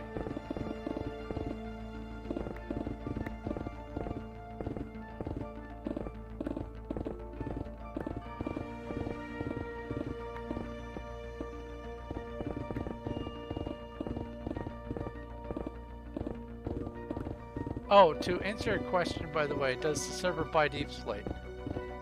No, it does not. Also, hi, Nikki. I did not see you join my chat. I was too busy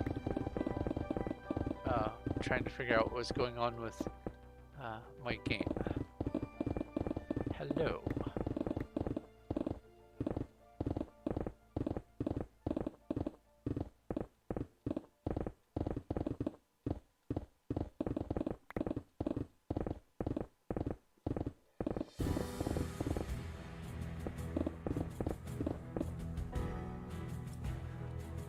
Okay, I'm going to go ahead and get rid of this extra bit here.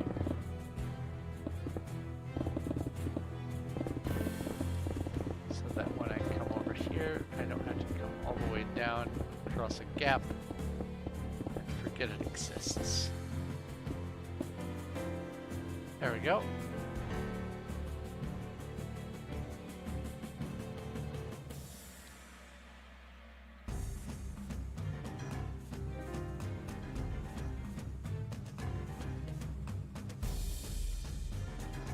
Gazebo was YouTube and the Weld. Oh, they're talking about some builds. Okay.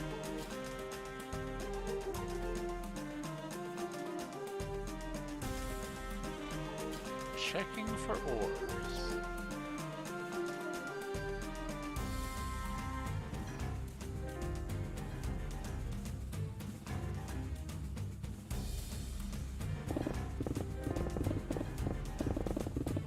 Stone doesn't give a whole lot of MCMMO skill. Honestly, at my level, not a lot gives skill. Gold ore gives some skill.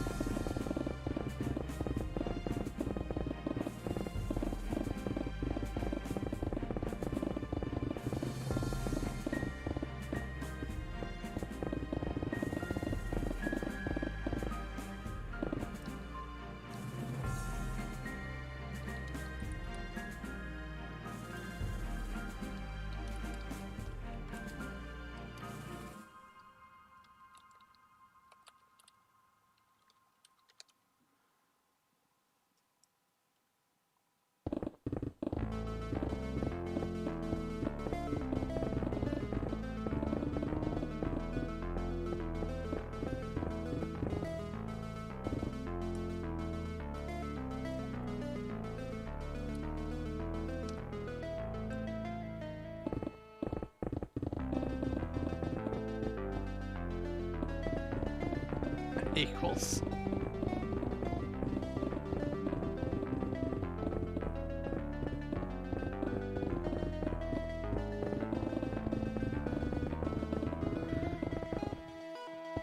Oh, on the subject of the chicken in hub, I noticed that it's been missing since... I'm gonna guess that they were trying to implement importing the infrastructure for the new server on a specific day. There was a massive sudden outage, and it wasn't their database failure day, that was a whole other day.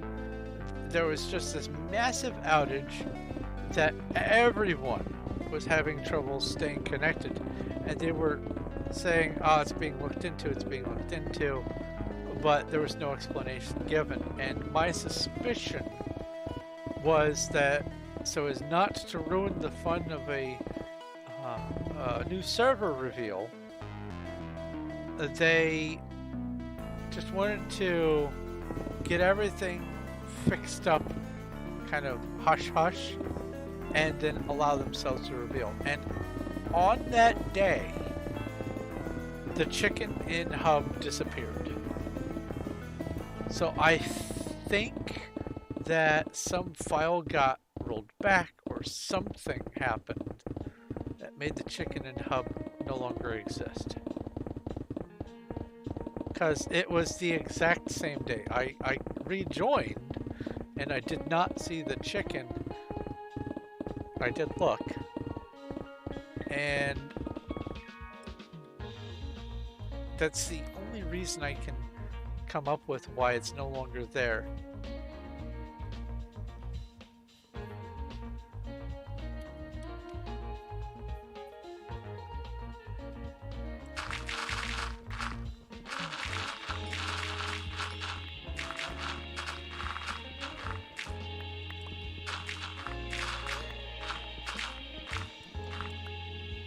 I might be completely wrong about this,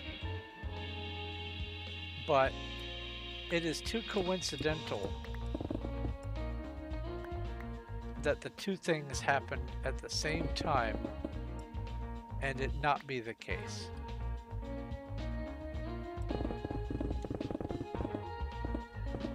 That's all I'm saying.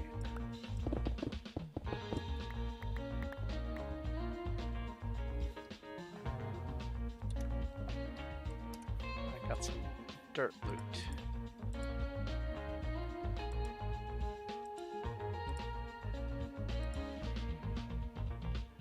Okay. Put that there. Wait a second. Put that there. Yay!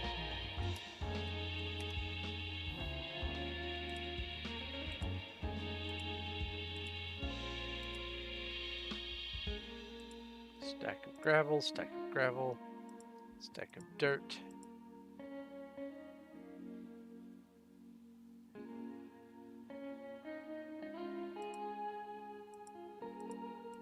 There, that makes more sense. There we go. That was extra gravel. Okay.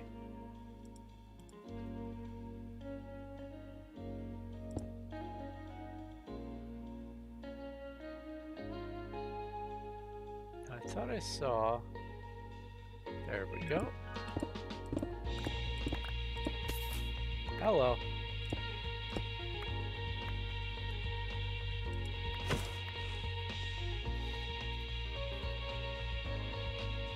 Surprise!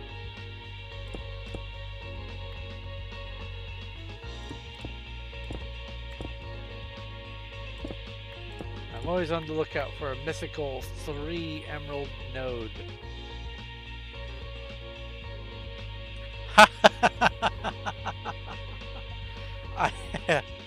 There was someone who was on my server that the conversation about the rarity of finding 2 emerald ore next to each other came up. And I guess they happened to already have silk touched at least some emerald. Maybe they found it, but they had some emerald ore, and they placed it in such a way that made it look like it had spawned that way. They were so proud of it, and I took out, without them knowing about it, I took out the core inspect and started snooping around. It started off as a single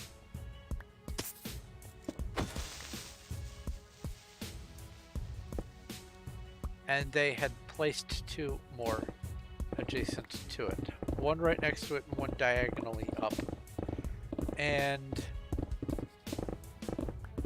they were so happy, and it was a harmless little thing. And they were kids. So I was like, you know, you're enjoying life. Who am I to douse your flame? But on my end, I was like, yeah, naturally spawned. Yep, that's what it was.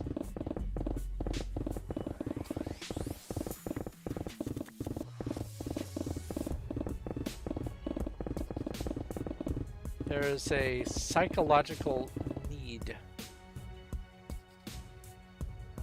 to belong to community and to make it appear like you are a normal member of the community you're in. Before you have the freedom to expand and be your own peculiar self, you first have to become part of the community if you have any care to do that at all. And one of the ways to do that is to take something that seems normal that other people in the community are doing and imitate doing it.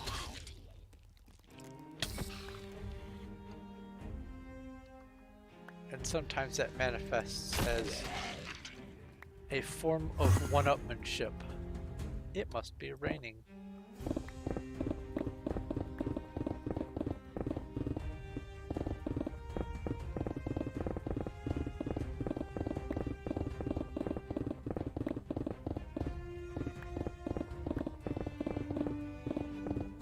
Oh, I didn't check for more ores.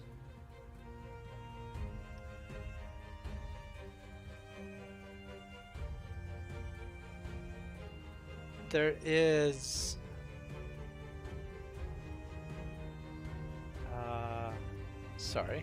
there is something called Maslow's hierarchy of needs, which is in a way an oversimplification, but it's generally a good guidepost to understand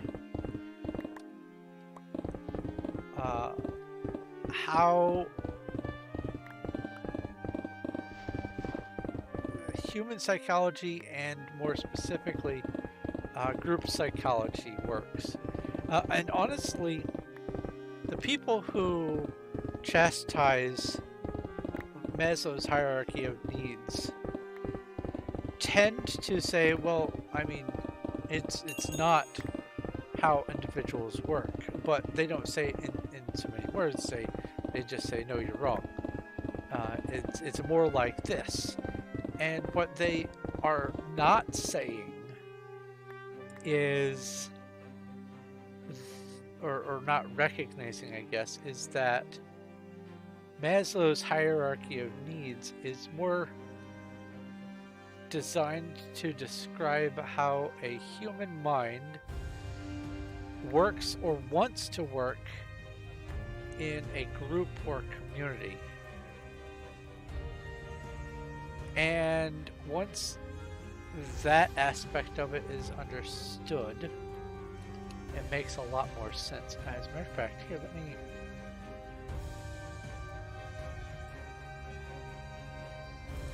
bring up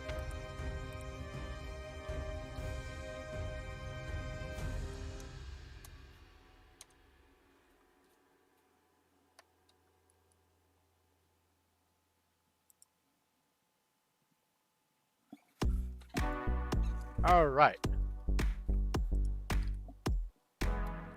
Now, one of the unspoken things of the Maslow's hierarchy of needs is that at every single level of this,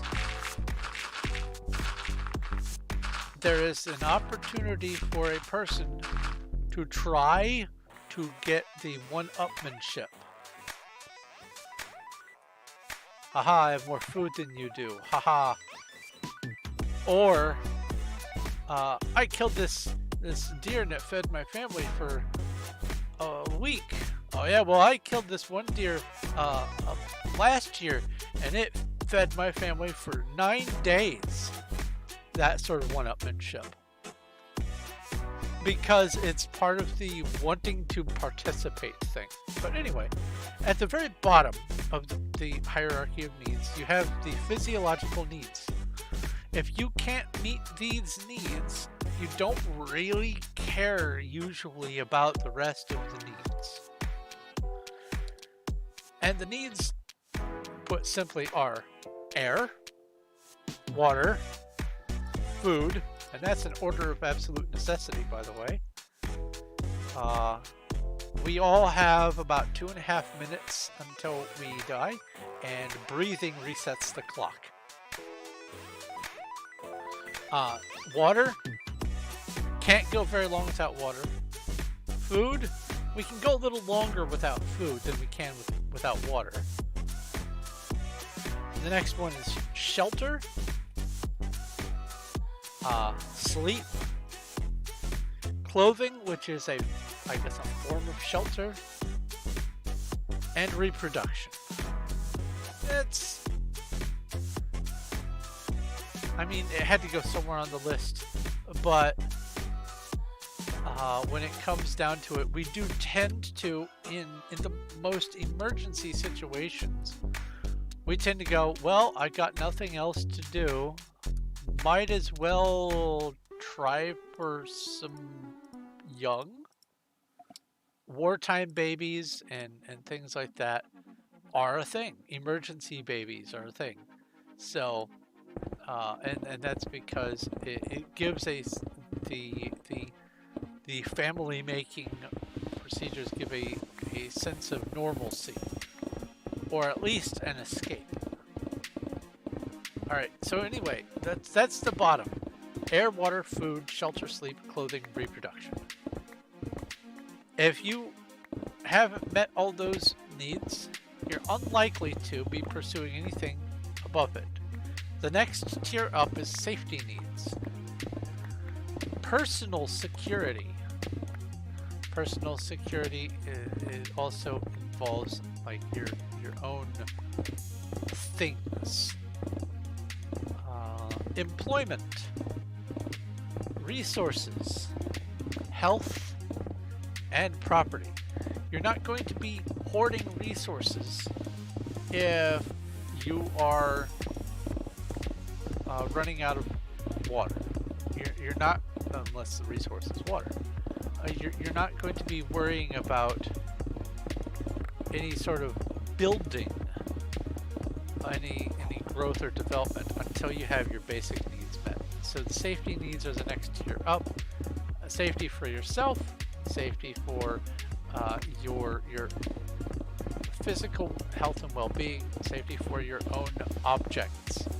Now, the safety for your own objects, your property and your personal security and your employment, that right there is all the information you need to know that this is designed for a group, community, a civilization level of human psychology and not a personal individual psychology. So once you recognize that it's part of group psychology, Maslow's hierarchy of needs works just fine. That's where I was going with that earlier. Anyway, once you've met your safety needs, you can move on to the next tier. Love and belonging. Friendship, intimacy, family, and sense of connection. And And again, all of these tiers and all of these different things, and a lot of these tiers are neglecting to include things that probably ought to be on that list. This is a very basic one that I've seen a lot more complicated hierarchy of needs. But the sense of connection is that thing I was talking about with the, yes, I can associate with this person who is telling a story about killing a deer because I too have killed a deer. So once they are done, or before they are done, I am going to tell my own deer killing story so that I can be part of this group and community. That's what happens. But anyway, love and belonging, friendship, intimacy, family, sense of connection. Those are the... That's an emerald.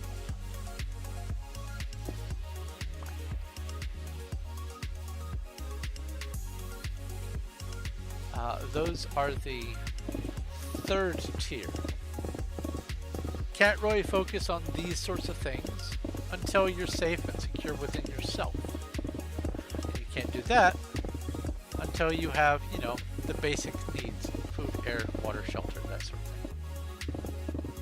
So the next tier up, we have esteem. Move this over here.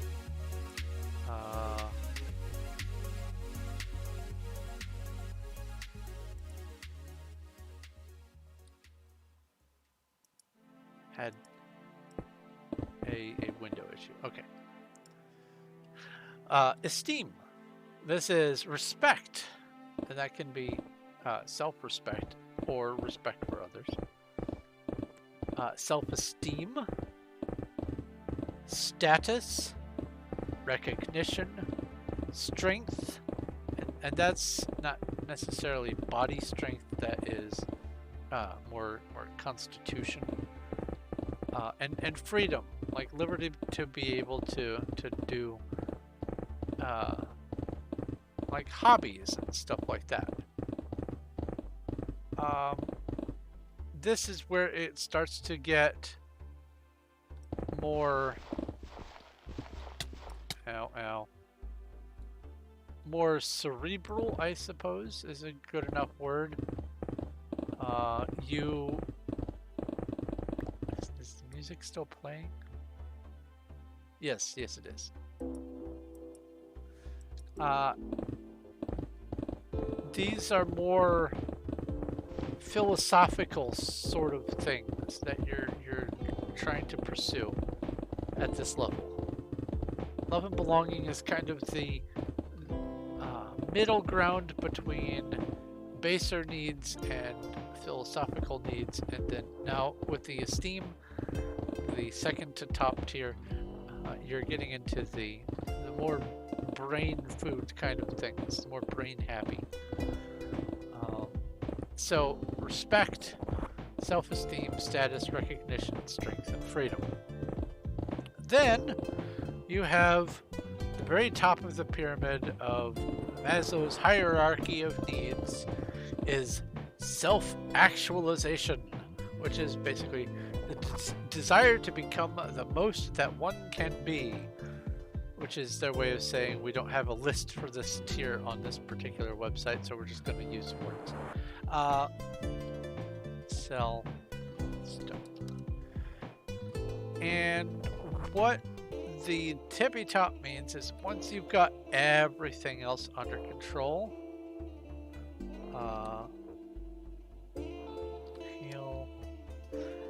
you can, I guess, start cultivating your own personal image and your identity and what sets you apart from others in your community and all that kind of stuff. Ooh, andesite.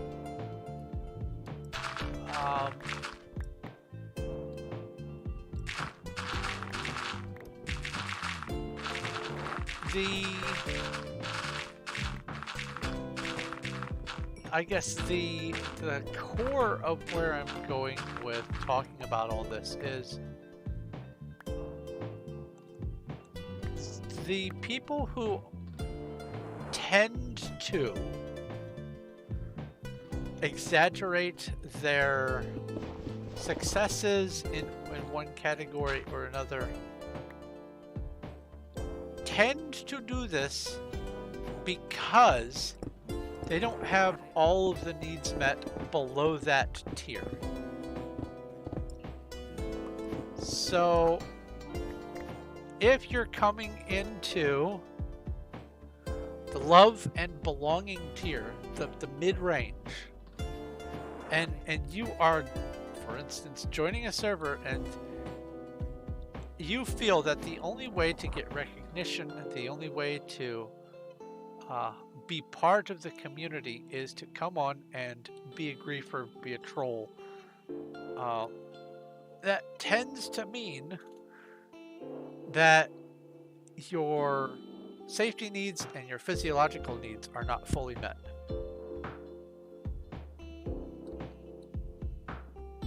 Now, there are people who are going to... Oh, I have exactly a stack of nether quartz.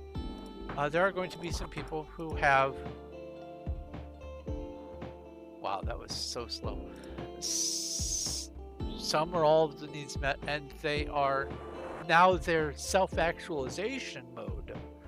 They are trying to grow their personality and, you know, be like a professional troll or a clown or whatever.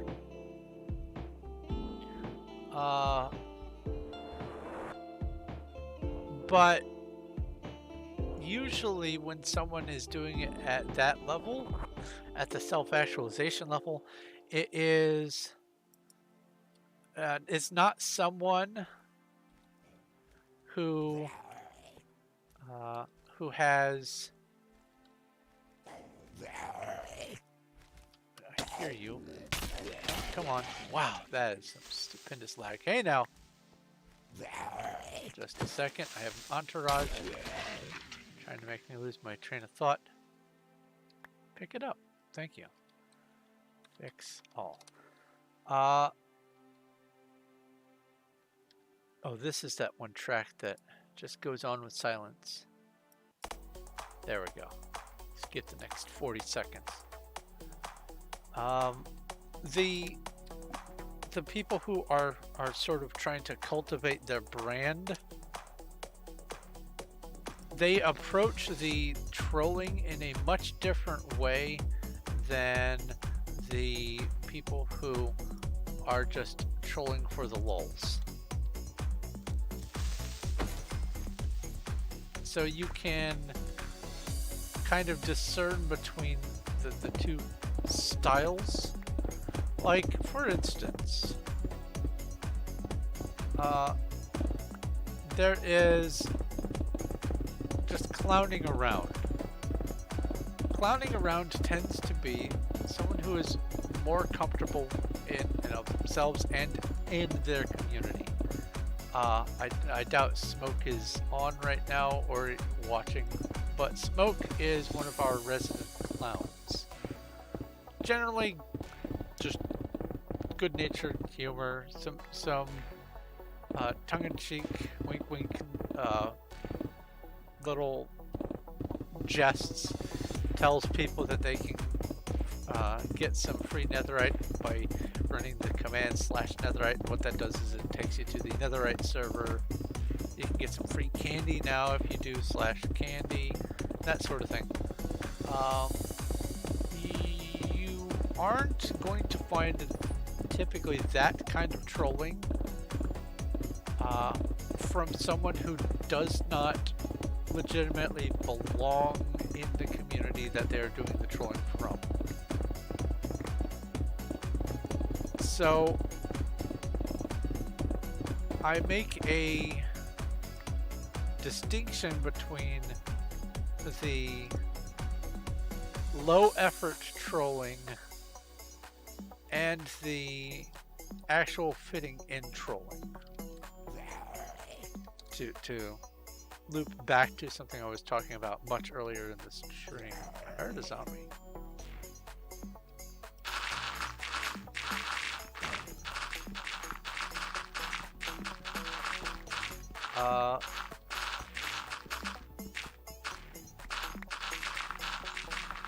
but when I encounter the people who come on and their primary objective is to brag that they have a hacked client, all I can really do is feel bad for their situation, because typically it means that home life ain't too good. I need to do the andesite.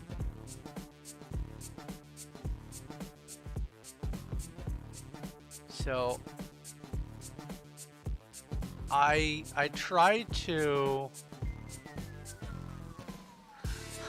not press their buttons, but if it seems like their primary objective is to just be a jerk, then at that point I do try to press their buttons a little bit, because if they're spending all of their attention on me, I've got pretty thick skin. They're not torturing people who don't understand that they are not really as trash as this new troll is trying to make them out to be. Right. They're about 29.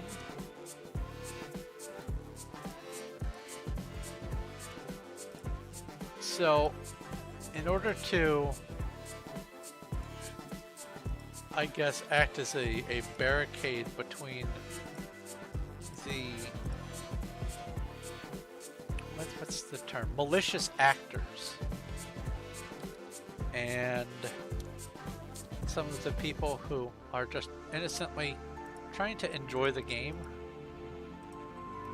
At that point, I do sort of step in and draw the attention, because I'd rather them, I'll say troll, at that point they are just looking for someone to be mean to, and I don't mind if someone's mean to me. Oh no, my feelings are so hurt because you said this. Oh no, my tiny YouTube channel. I don't care.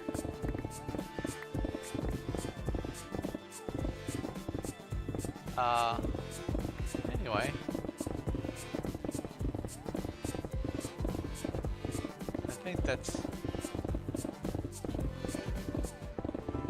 the full package of talking about the difference between the new players of old and this next generation of new players that's going to start slowly trickling in. Because we are not the low effort position on either of the hubs, and so all of our new players have to consciously make the choice to come here, which means they are probably legitimately going to at least give it a try, and I like to see that.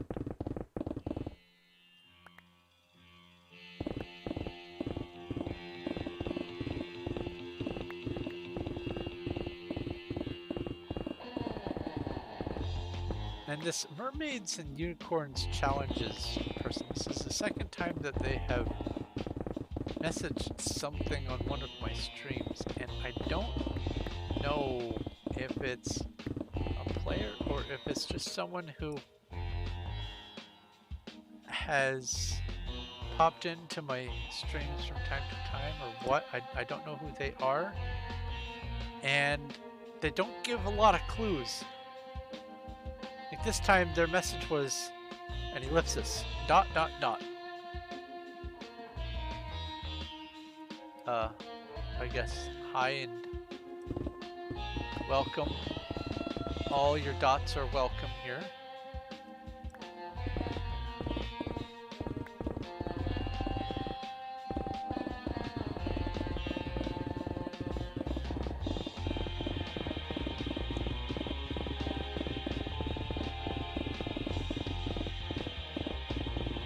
Oh, Oh, map art. That's another thing I was going to bring up. I am looking into some sites that are more up to date on what blocks look how on map art, and I am going to see about doing a place for some less popular map art.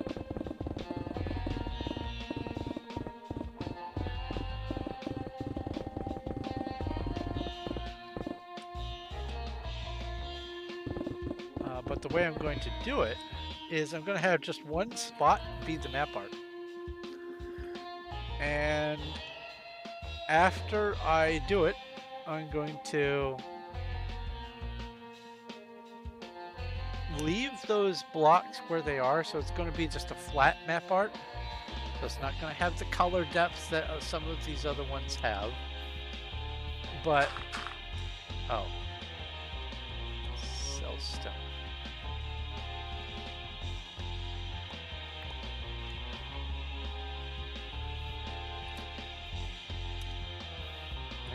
Yes, andesite. There we go. Anyway, I'm going to leave the blocks in place after I do it, and then put the next map art on top of it. That way, if I ever want to try to do the map art again, I can just peel off a layer and bring it up to the top.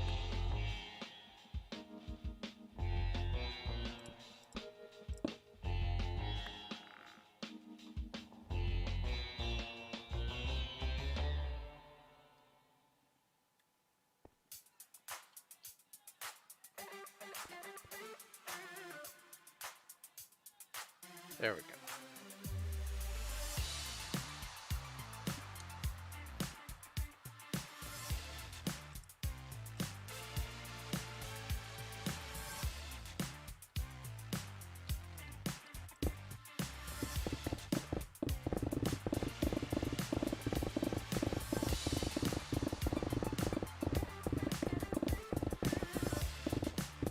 Sorry, this track started and I started kind of just boogieing in my chair to the track. I appreciate this one.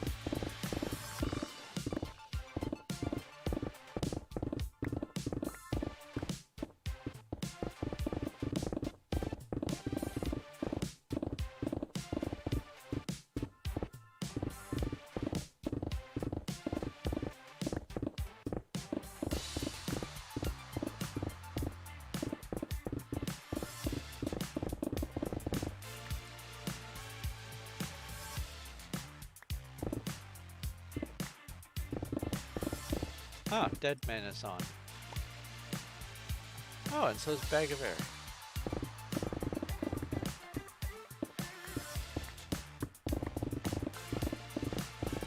Wait, Bag of Air is still in Netherite? Weird. I thought for sure I saw them make the jump to Amethyst. Guess it was something else.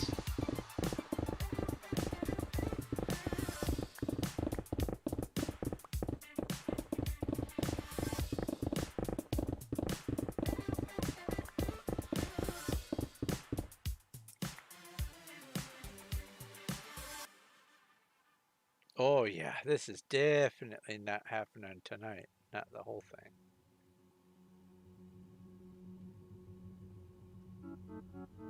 I've done this much so far in just less than 3 hours.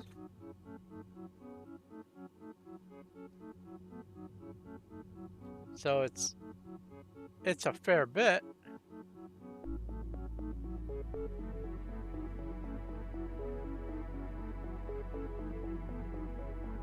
But that's a lot more than I've got done.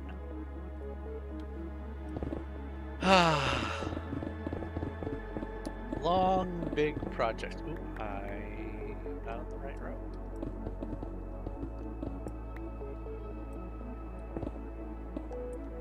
Oh, I did not check for ores either.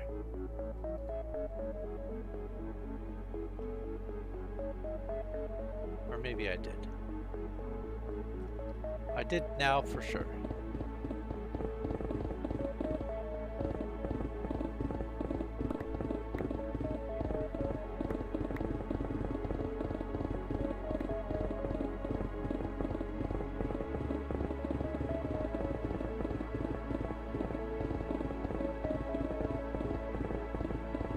So after I'm done with this stream tonight, which it's about 11:20-ish right now, I think I might go until midnight. I'm going to eat a salad, and then I'm going to just stream some gameplay of Chronicon on Discord, I think. That way I can continue doing some character building, theory crafting, for trying to balance what gear I'm going to be using for my pacifist build.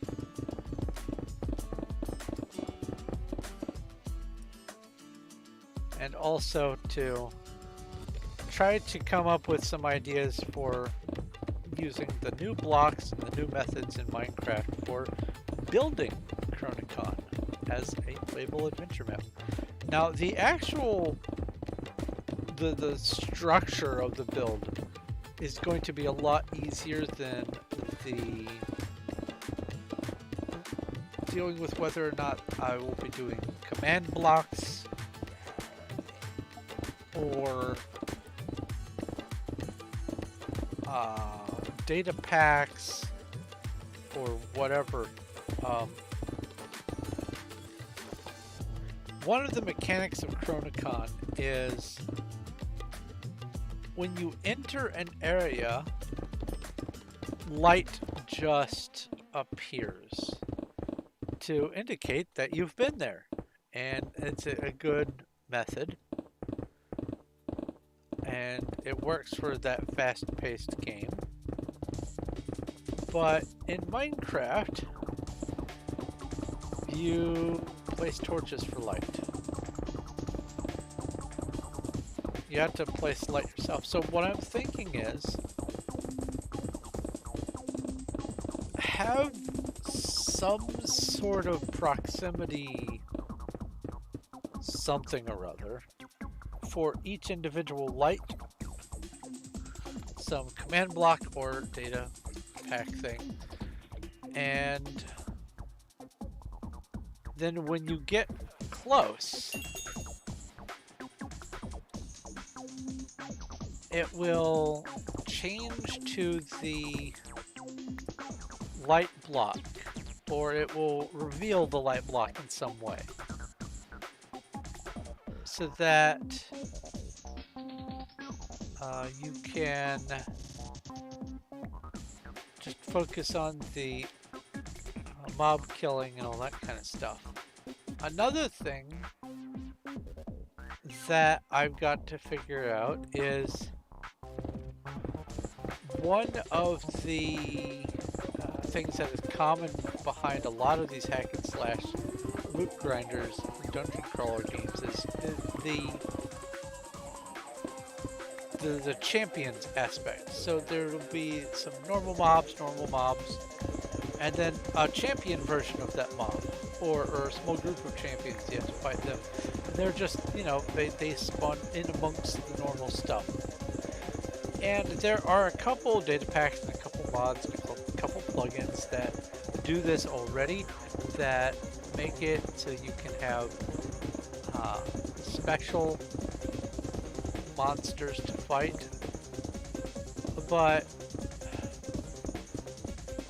getting them to spawn once in an area and not from a spawner. I'm not sure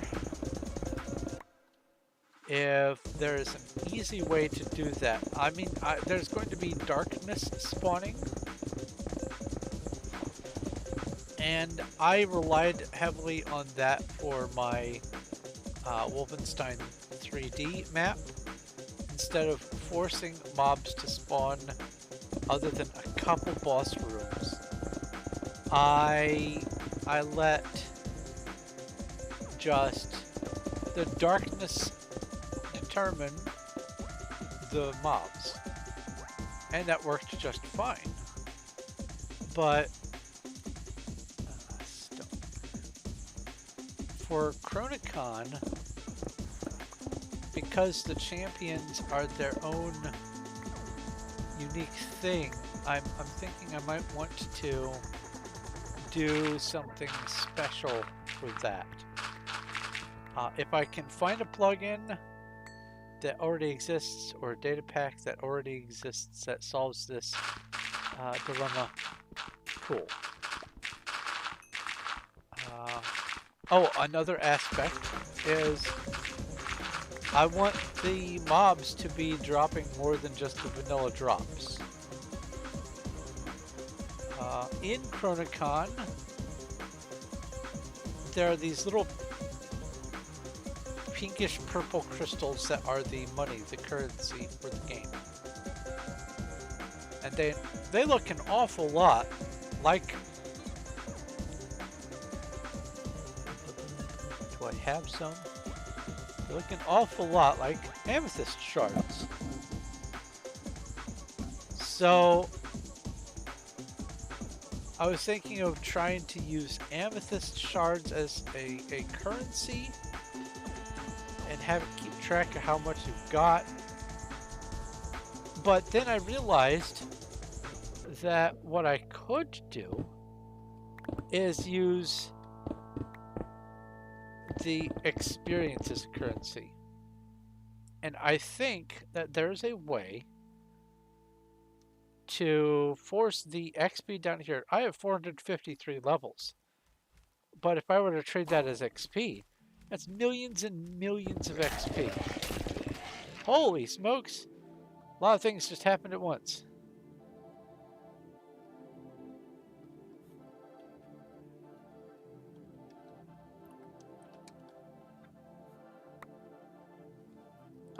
Fix all maybe 19. I don't need that.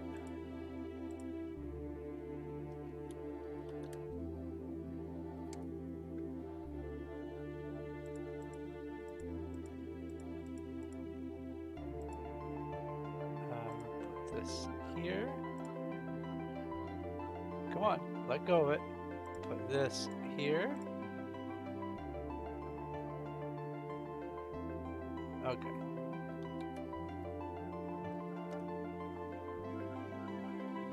Boop. Gravel. Boop. And I'll just eat the tater. 3 whole haunches. Nom nom nom.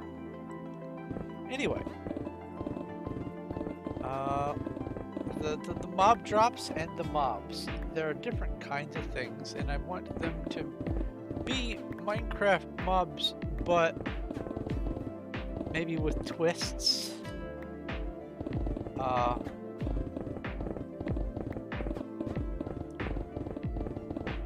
Maybe some skeletons have a sword and shield. Maybe some zombies do like a sweeping edge effect or something.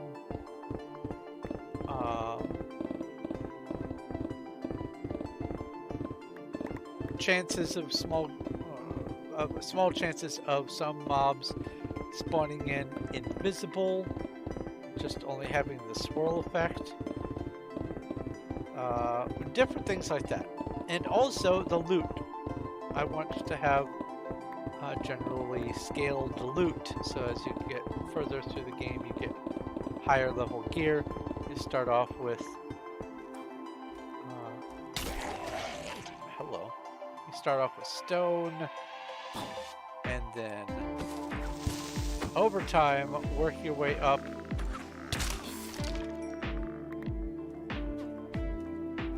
to the netherite gear.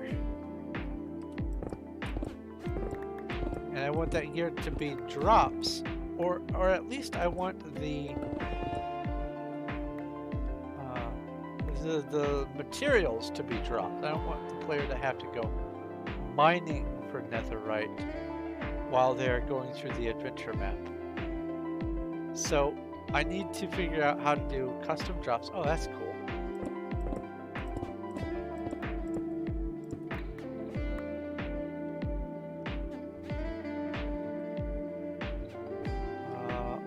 Lot to think about, and so I'm going to be off and on playing the game, even when I'm not doing the pacifist run or doing the building. I'm going to be off and on playing the game a little bit more because I want to maybe come up with some insights toward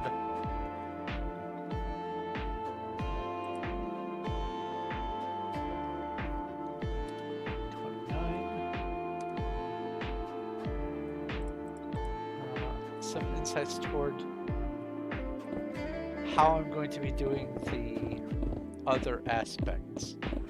Like, for instance, one thing I could do is, as long as you don't have a lot of world changes happening,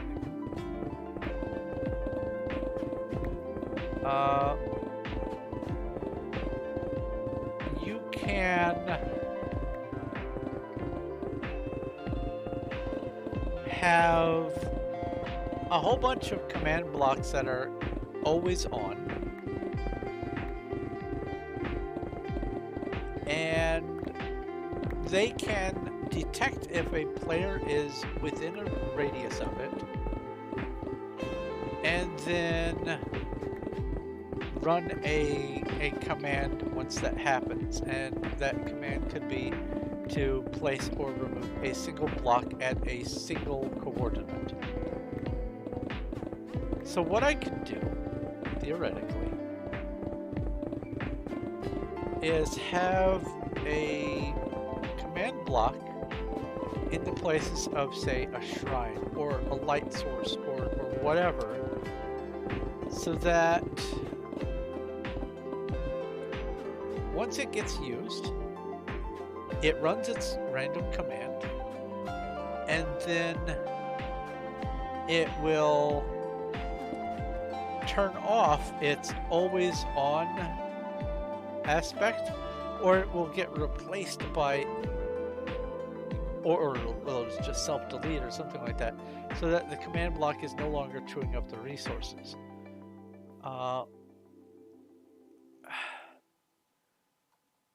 I'm going to have to make sure that all of the areas are far enough apart from each other so that there aren't going to be command blocks unnecessarily chewing up RAM and all that kind of stuff. I don't know if the always on is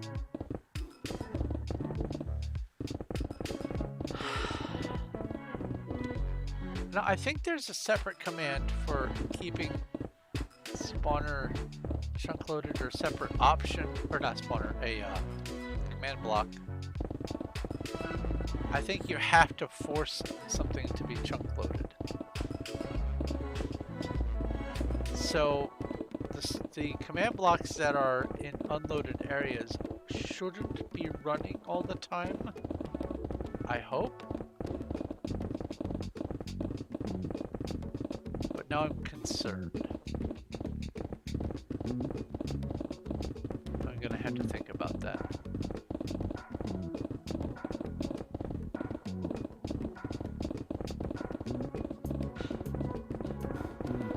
Oh, also on the subject of things like quests, RPGs, and things. Provided that this server doesn't just become a dinosaur and go extinct. Hello. One of the things I plan on doing for this Undercity build is I don't need rotten flesh so desperately that I need to make room for it. One of the things I plan on doing is having a semi-automated quest system for people who visit to be able to pick up quests, do the quest, complete the quest, and get a reward. Without me even having to be there necessarily.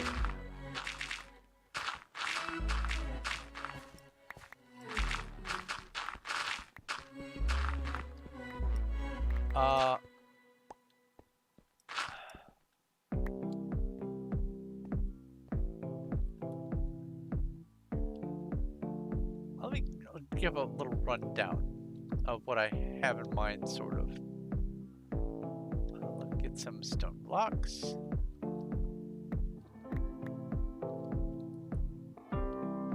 Alright. So there will be a dispenser that has quests. Maybe daily quests. Maybe 9 different stacks of paper that are quests. And you can only do one quest at a time. So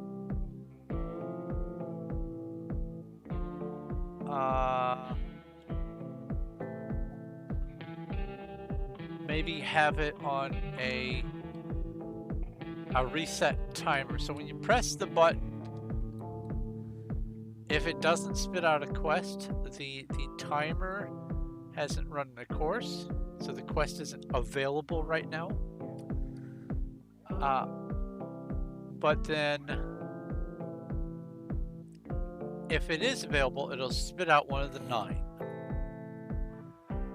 Then, you do whatever the quest is. You have to keep that piece of paper, otherwise you can't redeem the quest. And most of the quests are going to be, you know, loot quests. You will drop the quest page into a hopper, and then you will drop, and the hopper will only be accepting that quest page, and then you will drop the quest objective or objectives into a second hopper. Then, once it detects, let's say,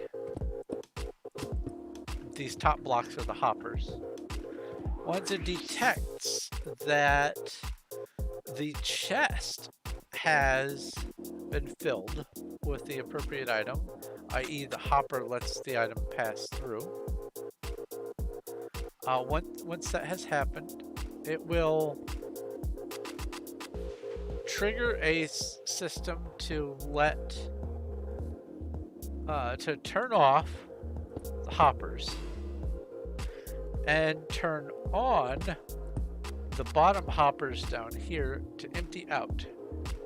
And then at the same time, if both are true, an AND gate, if both are true, then it will dispenser a reward. And the rewards might be a full kit of one tier of gear, might be a spawner, might be a stack of harder to come by blocks. Who knows? There are going to be some quests that the reward is a quest objective for another quest that you either have to find or whatever. So you have to hold on to the quest reward if you don't know what it is. So that's one of the plans that I have, or that's actually a couple of the plans that I have.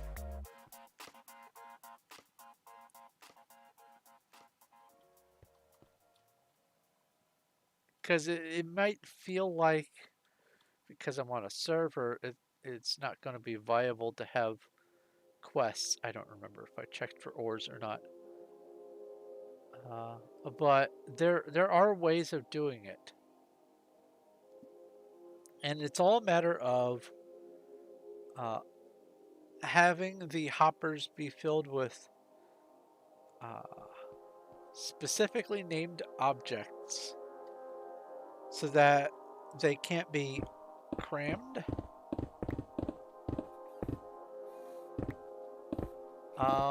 What I might end up doing is have a specifically coded phrase and just name a bunch of sticks that, and use those as the filler object, and then people can toss in as many of the quest objective as they want, but it won't be until the quest page or whatever, it won't be until both the page and the objective are in place that you'll be able to get the reward. So there is the possibility of human error. There's a possibility of things despawning, and I will pick objects that aren't likely to despawn.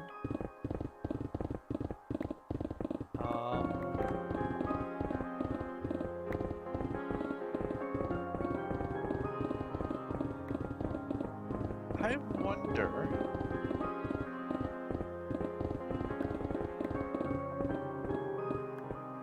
Okay, so I don't know if you can convert a zombie villager that's on someone's claim into a villager.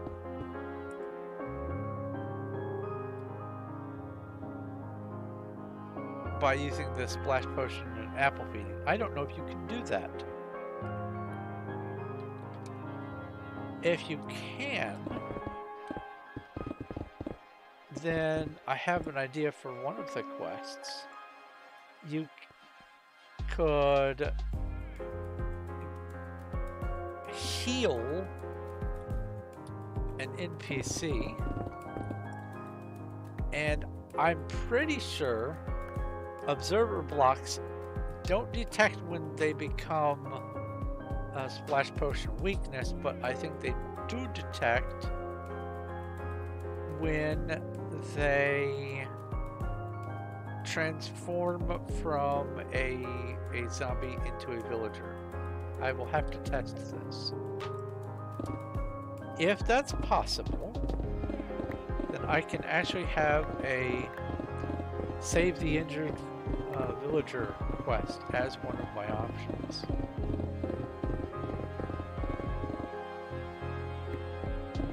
This is kind of why I like to do these sorts of diggy and building projects, by the way, is it gives me the freedom to think about things.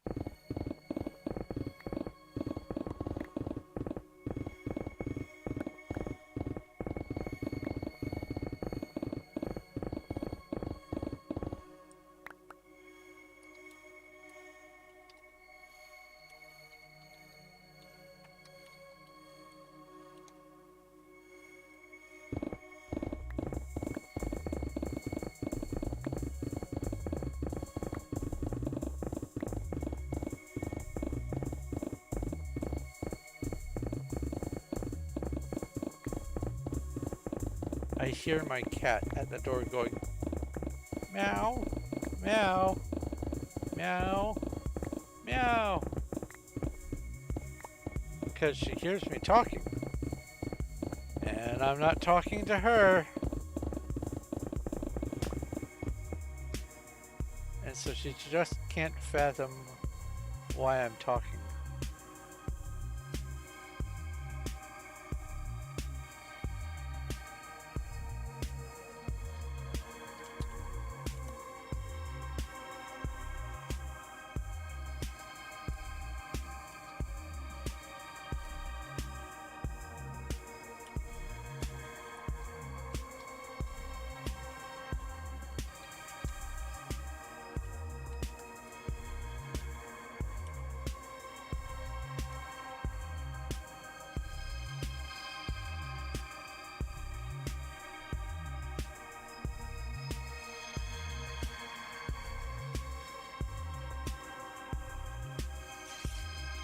Oh. Did I switch fast enough? No, I did not.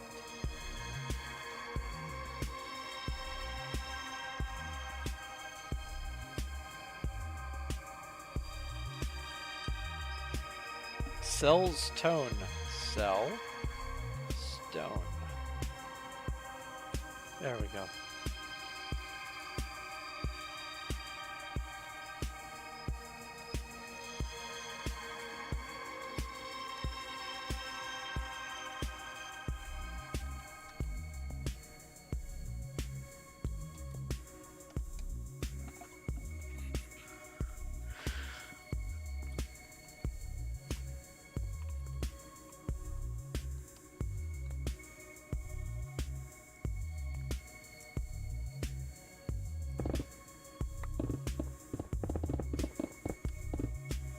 Sorry, I stopped talking because I was typing. I have one of those peculiarities where I cannot focus on two forms of communication at the same time. It is an impediment that also prevents me from being able to both play guitar and sing at the same time. I just never could do it. I can play the guitar pretty well. I can sing pretty well. I cannot do both. I have to choose.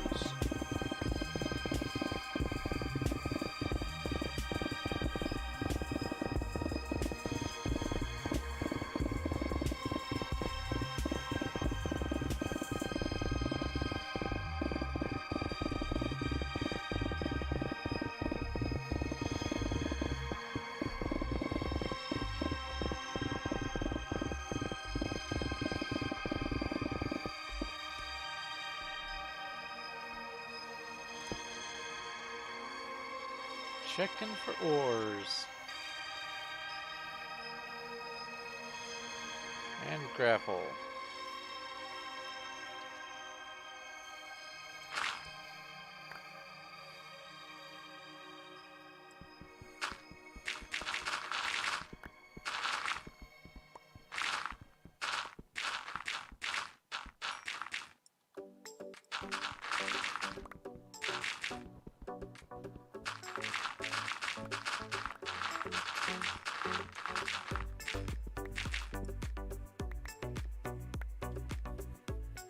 Another part of the reason why I have no interest in migrating over to the Candy server, by the way, is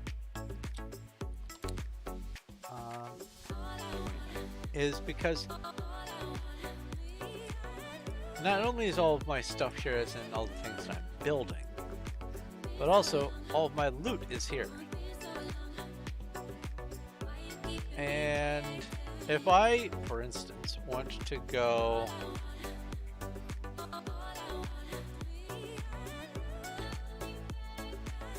if I want to put this in the global vault, this coring drill, this legendary thing, I have to be careful here. It's going to cost me 3,800 gems. If I was diamond rank, or Diamond Club, it would only cost 3,000 gems. Ooh. I don't want to transfer all my stuff. Not only is this where I live and where all my builds are, but also that's expensive. 4 grand in gems just to move a pick, and I've got several items that I would want to move if I were to move to another server. I'm saving for Diamond Club, and I'm living on this server not only because this is my home, but also, you know, I'm admittedly stubborn.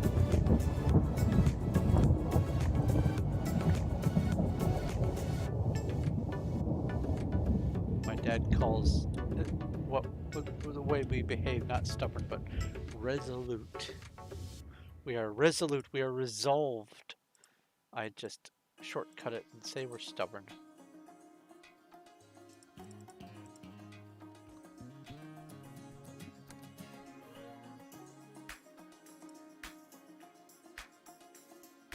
Gravel, stone, copper ore.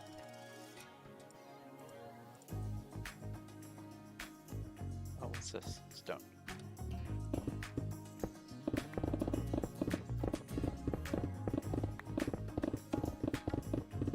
Yeah, I think I'll do a few more passes.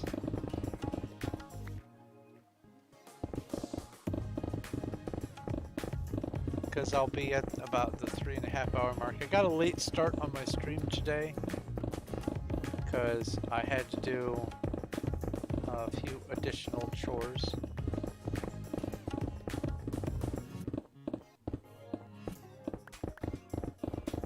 Even with all the things that I managed to accomplish over the weekend, there's always new stuff.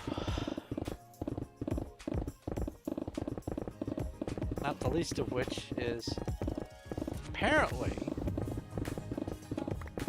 there's an ant nest under my bathroom, and they have found a way in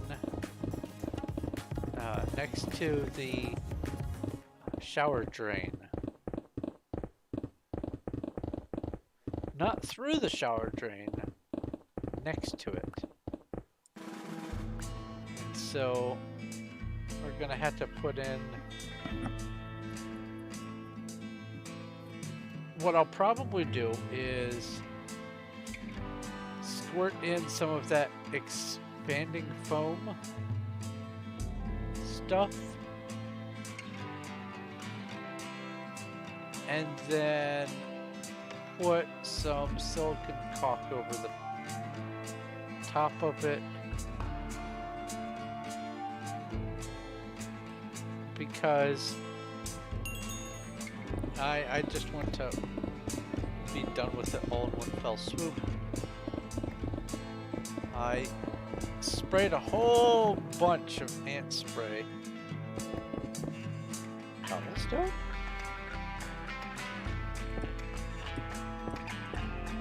What on earth? Why is there cobblestone here? What?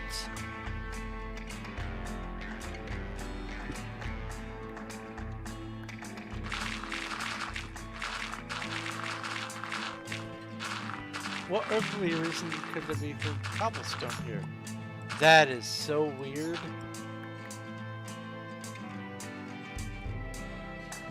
Sorry. Distraction. Anyway.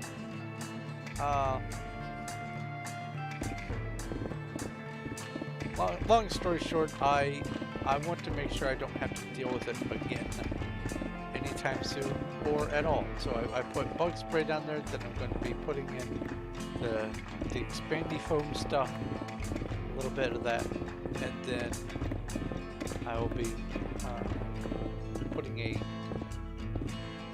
dollop of caulk over the seal.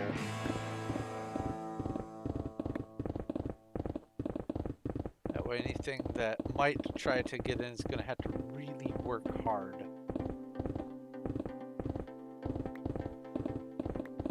No, that was not Beast's place. That was under the village.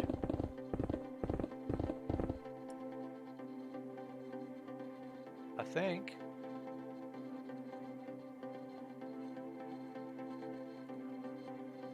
It wasn't here, it was...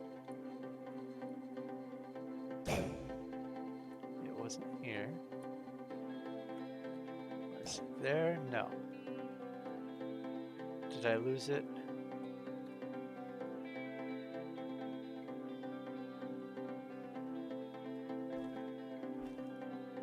It wasn't here, was it? Yeah, it was here. Okay.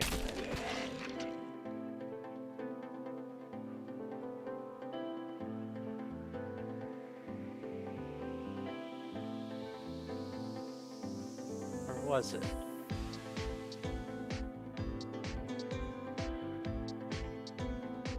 Maybe someone came down through this cave and did something they decided they needed to place in cobblestone. I don't know. People do things.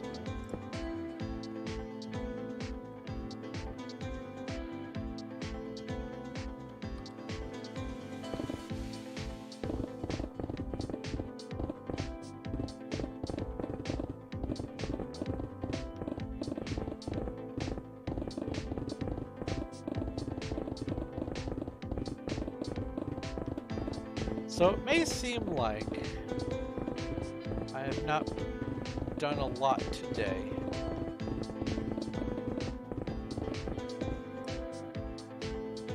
But honestly, this is... Ow! This is a lot of digging. All the way over there. All this. Quite some distance down, too. It seems like less because I have the pick and fly, but the fact of the matter is, it's still a lot of stuff.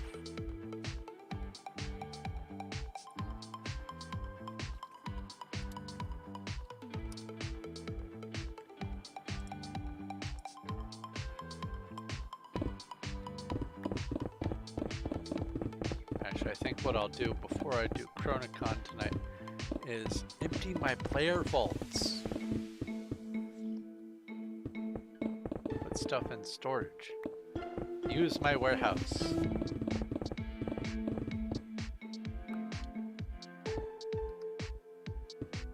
Become one with the everything.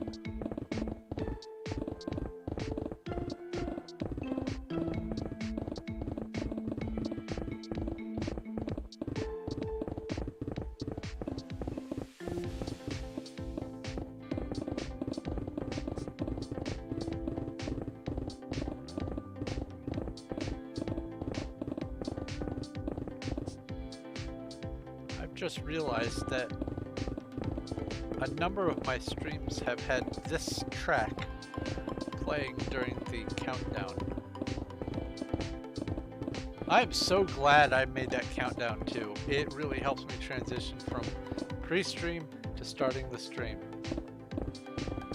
And it gives me this concrete, aha, I'm doing this. I'm dedicated. No more fooling around. This is what's happening.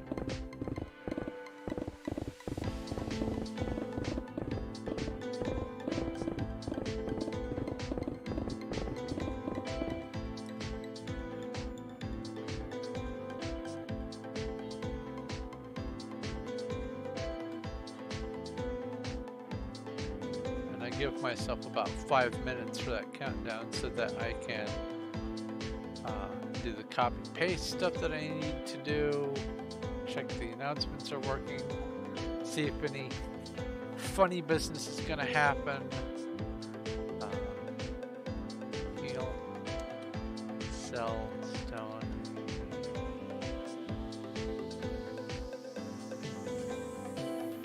You know what? It's midnight.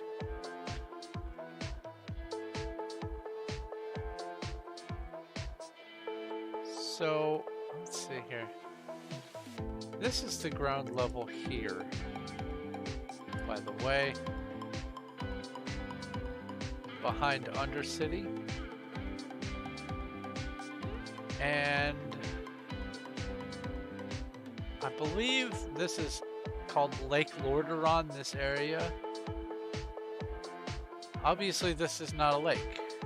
I don't think I want to terraform this into a lake, at least not entirely. I might do some, but we'll see. The environment around Lordaeron and Undercity is not necessarily going to match exactly the way they look in World of Warcraft. Oh, there's some diorite. I can close with some diorite. Oh, this isn't a lot of diorite. I'll just go ahead and mine it.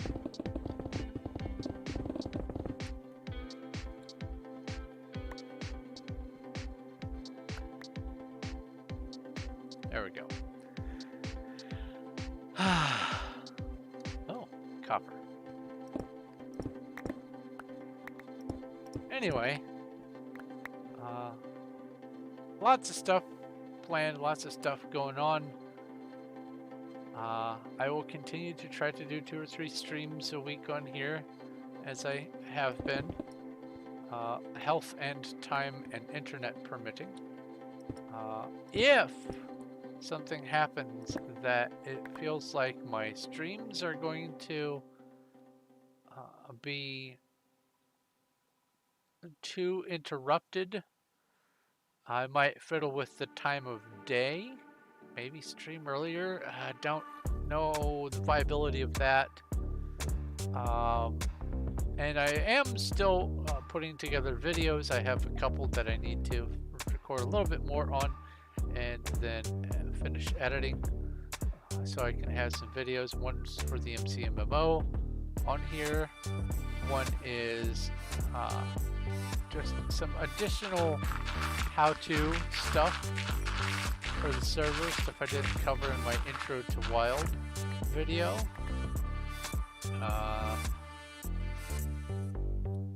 I don't think I'm going to be doing a video on or about the Candy server, because it's just another server. See, this cobblestone art, I understand. It's the one that was under all of that dirt. That was weird. Anyway, hopefully I wasn't too scatterbrained in my topics of conversation today. Under instead of over. Tried to keep it generally cohesive. Looking for anything else that stands out. Oh, well, that stands out right here. Cool. So anyway, thank you, all of you who are watching and have been able to hang out and spend some time and chat and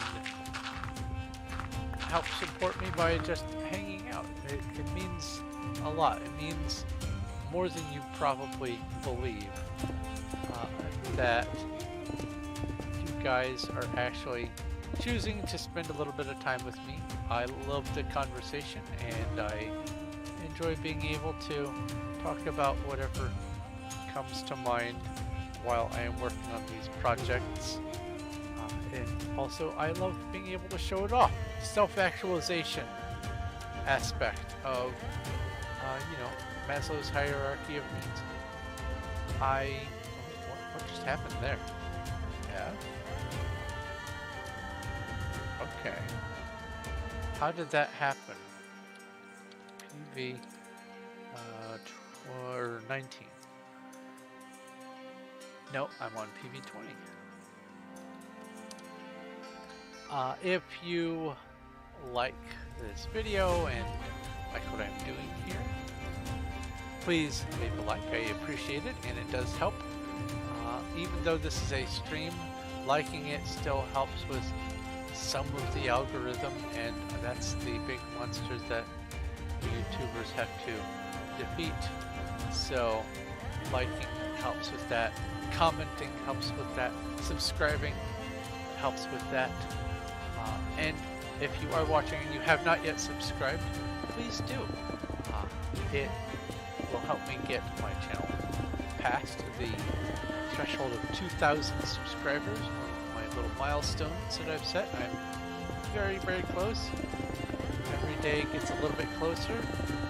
I believe I am 43 away from 2,000 subscribers, so that would be absolutely lovely to have that milestone reached. I also have a Discord where you can hang out and do stuff after the streams, play games with me, watch movies, watch videos, share memes, that sort of thing. I've got lots of stuff going on over in my Discord, not just Minecraft, lots of other things that are in my interest range, so there's always something to look at and to do over there. And if you do wish to join, just follow the link in the description, and importantly, pick a role. Either the YouTube or Performium role, it doesn't matter which. Both will allow you full access to the rest of the Discord. It's just a way to keep the bots out. Ooh, cool. But I also have a Patreon and a Streamlabs link down below, both of which can be used to help support me more directly than just liking and subscribing can do. If you feel, hey, 12 bucks a year isn't too much money, here, let me donate at the $1 level, then, or not donate, pledge at the $1 level on Patreon, then your name will be shouted out at the beginning of my streams and videos and stuff as a supporter. And also people who support at the $10 tier and up get, ow, wow, that was a delay, get access to autographed copies of any books that I publish while you are supporting. And I'm just gonna let this poison happen because it's funny. Hello? Lag, okay. But I believe that's basically it. Talked about the Discord, talked about upcoming plans for the channel. My goodness, long poison that time. Talked about both the Patreon and the Discord. Ow.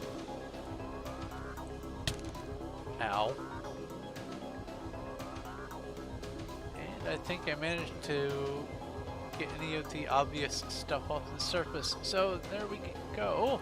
I'm going to go ahead and go eat, and then start working on offloading, and then stream Chronicon later while on Discord. So let's go over here. Thank you once again ever so much for watching, hanging out. This is Sword of Night, and I will talk to you later.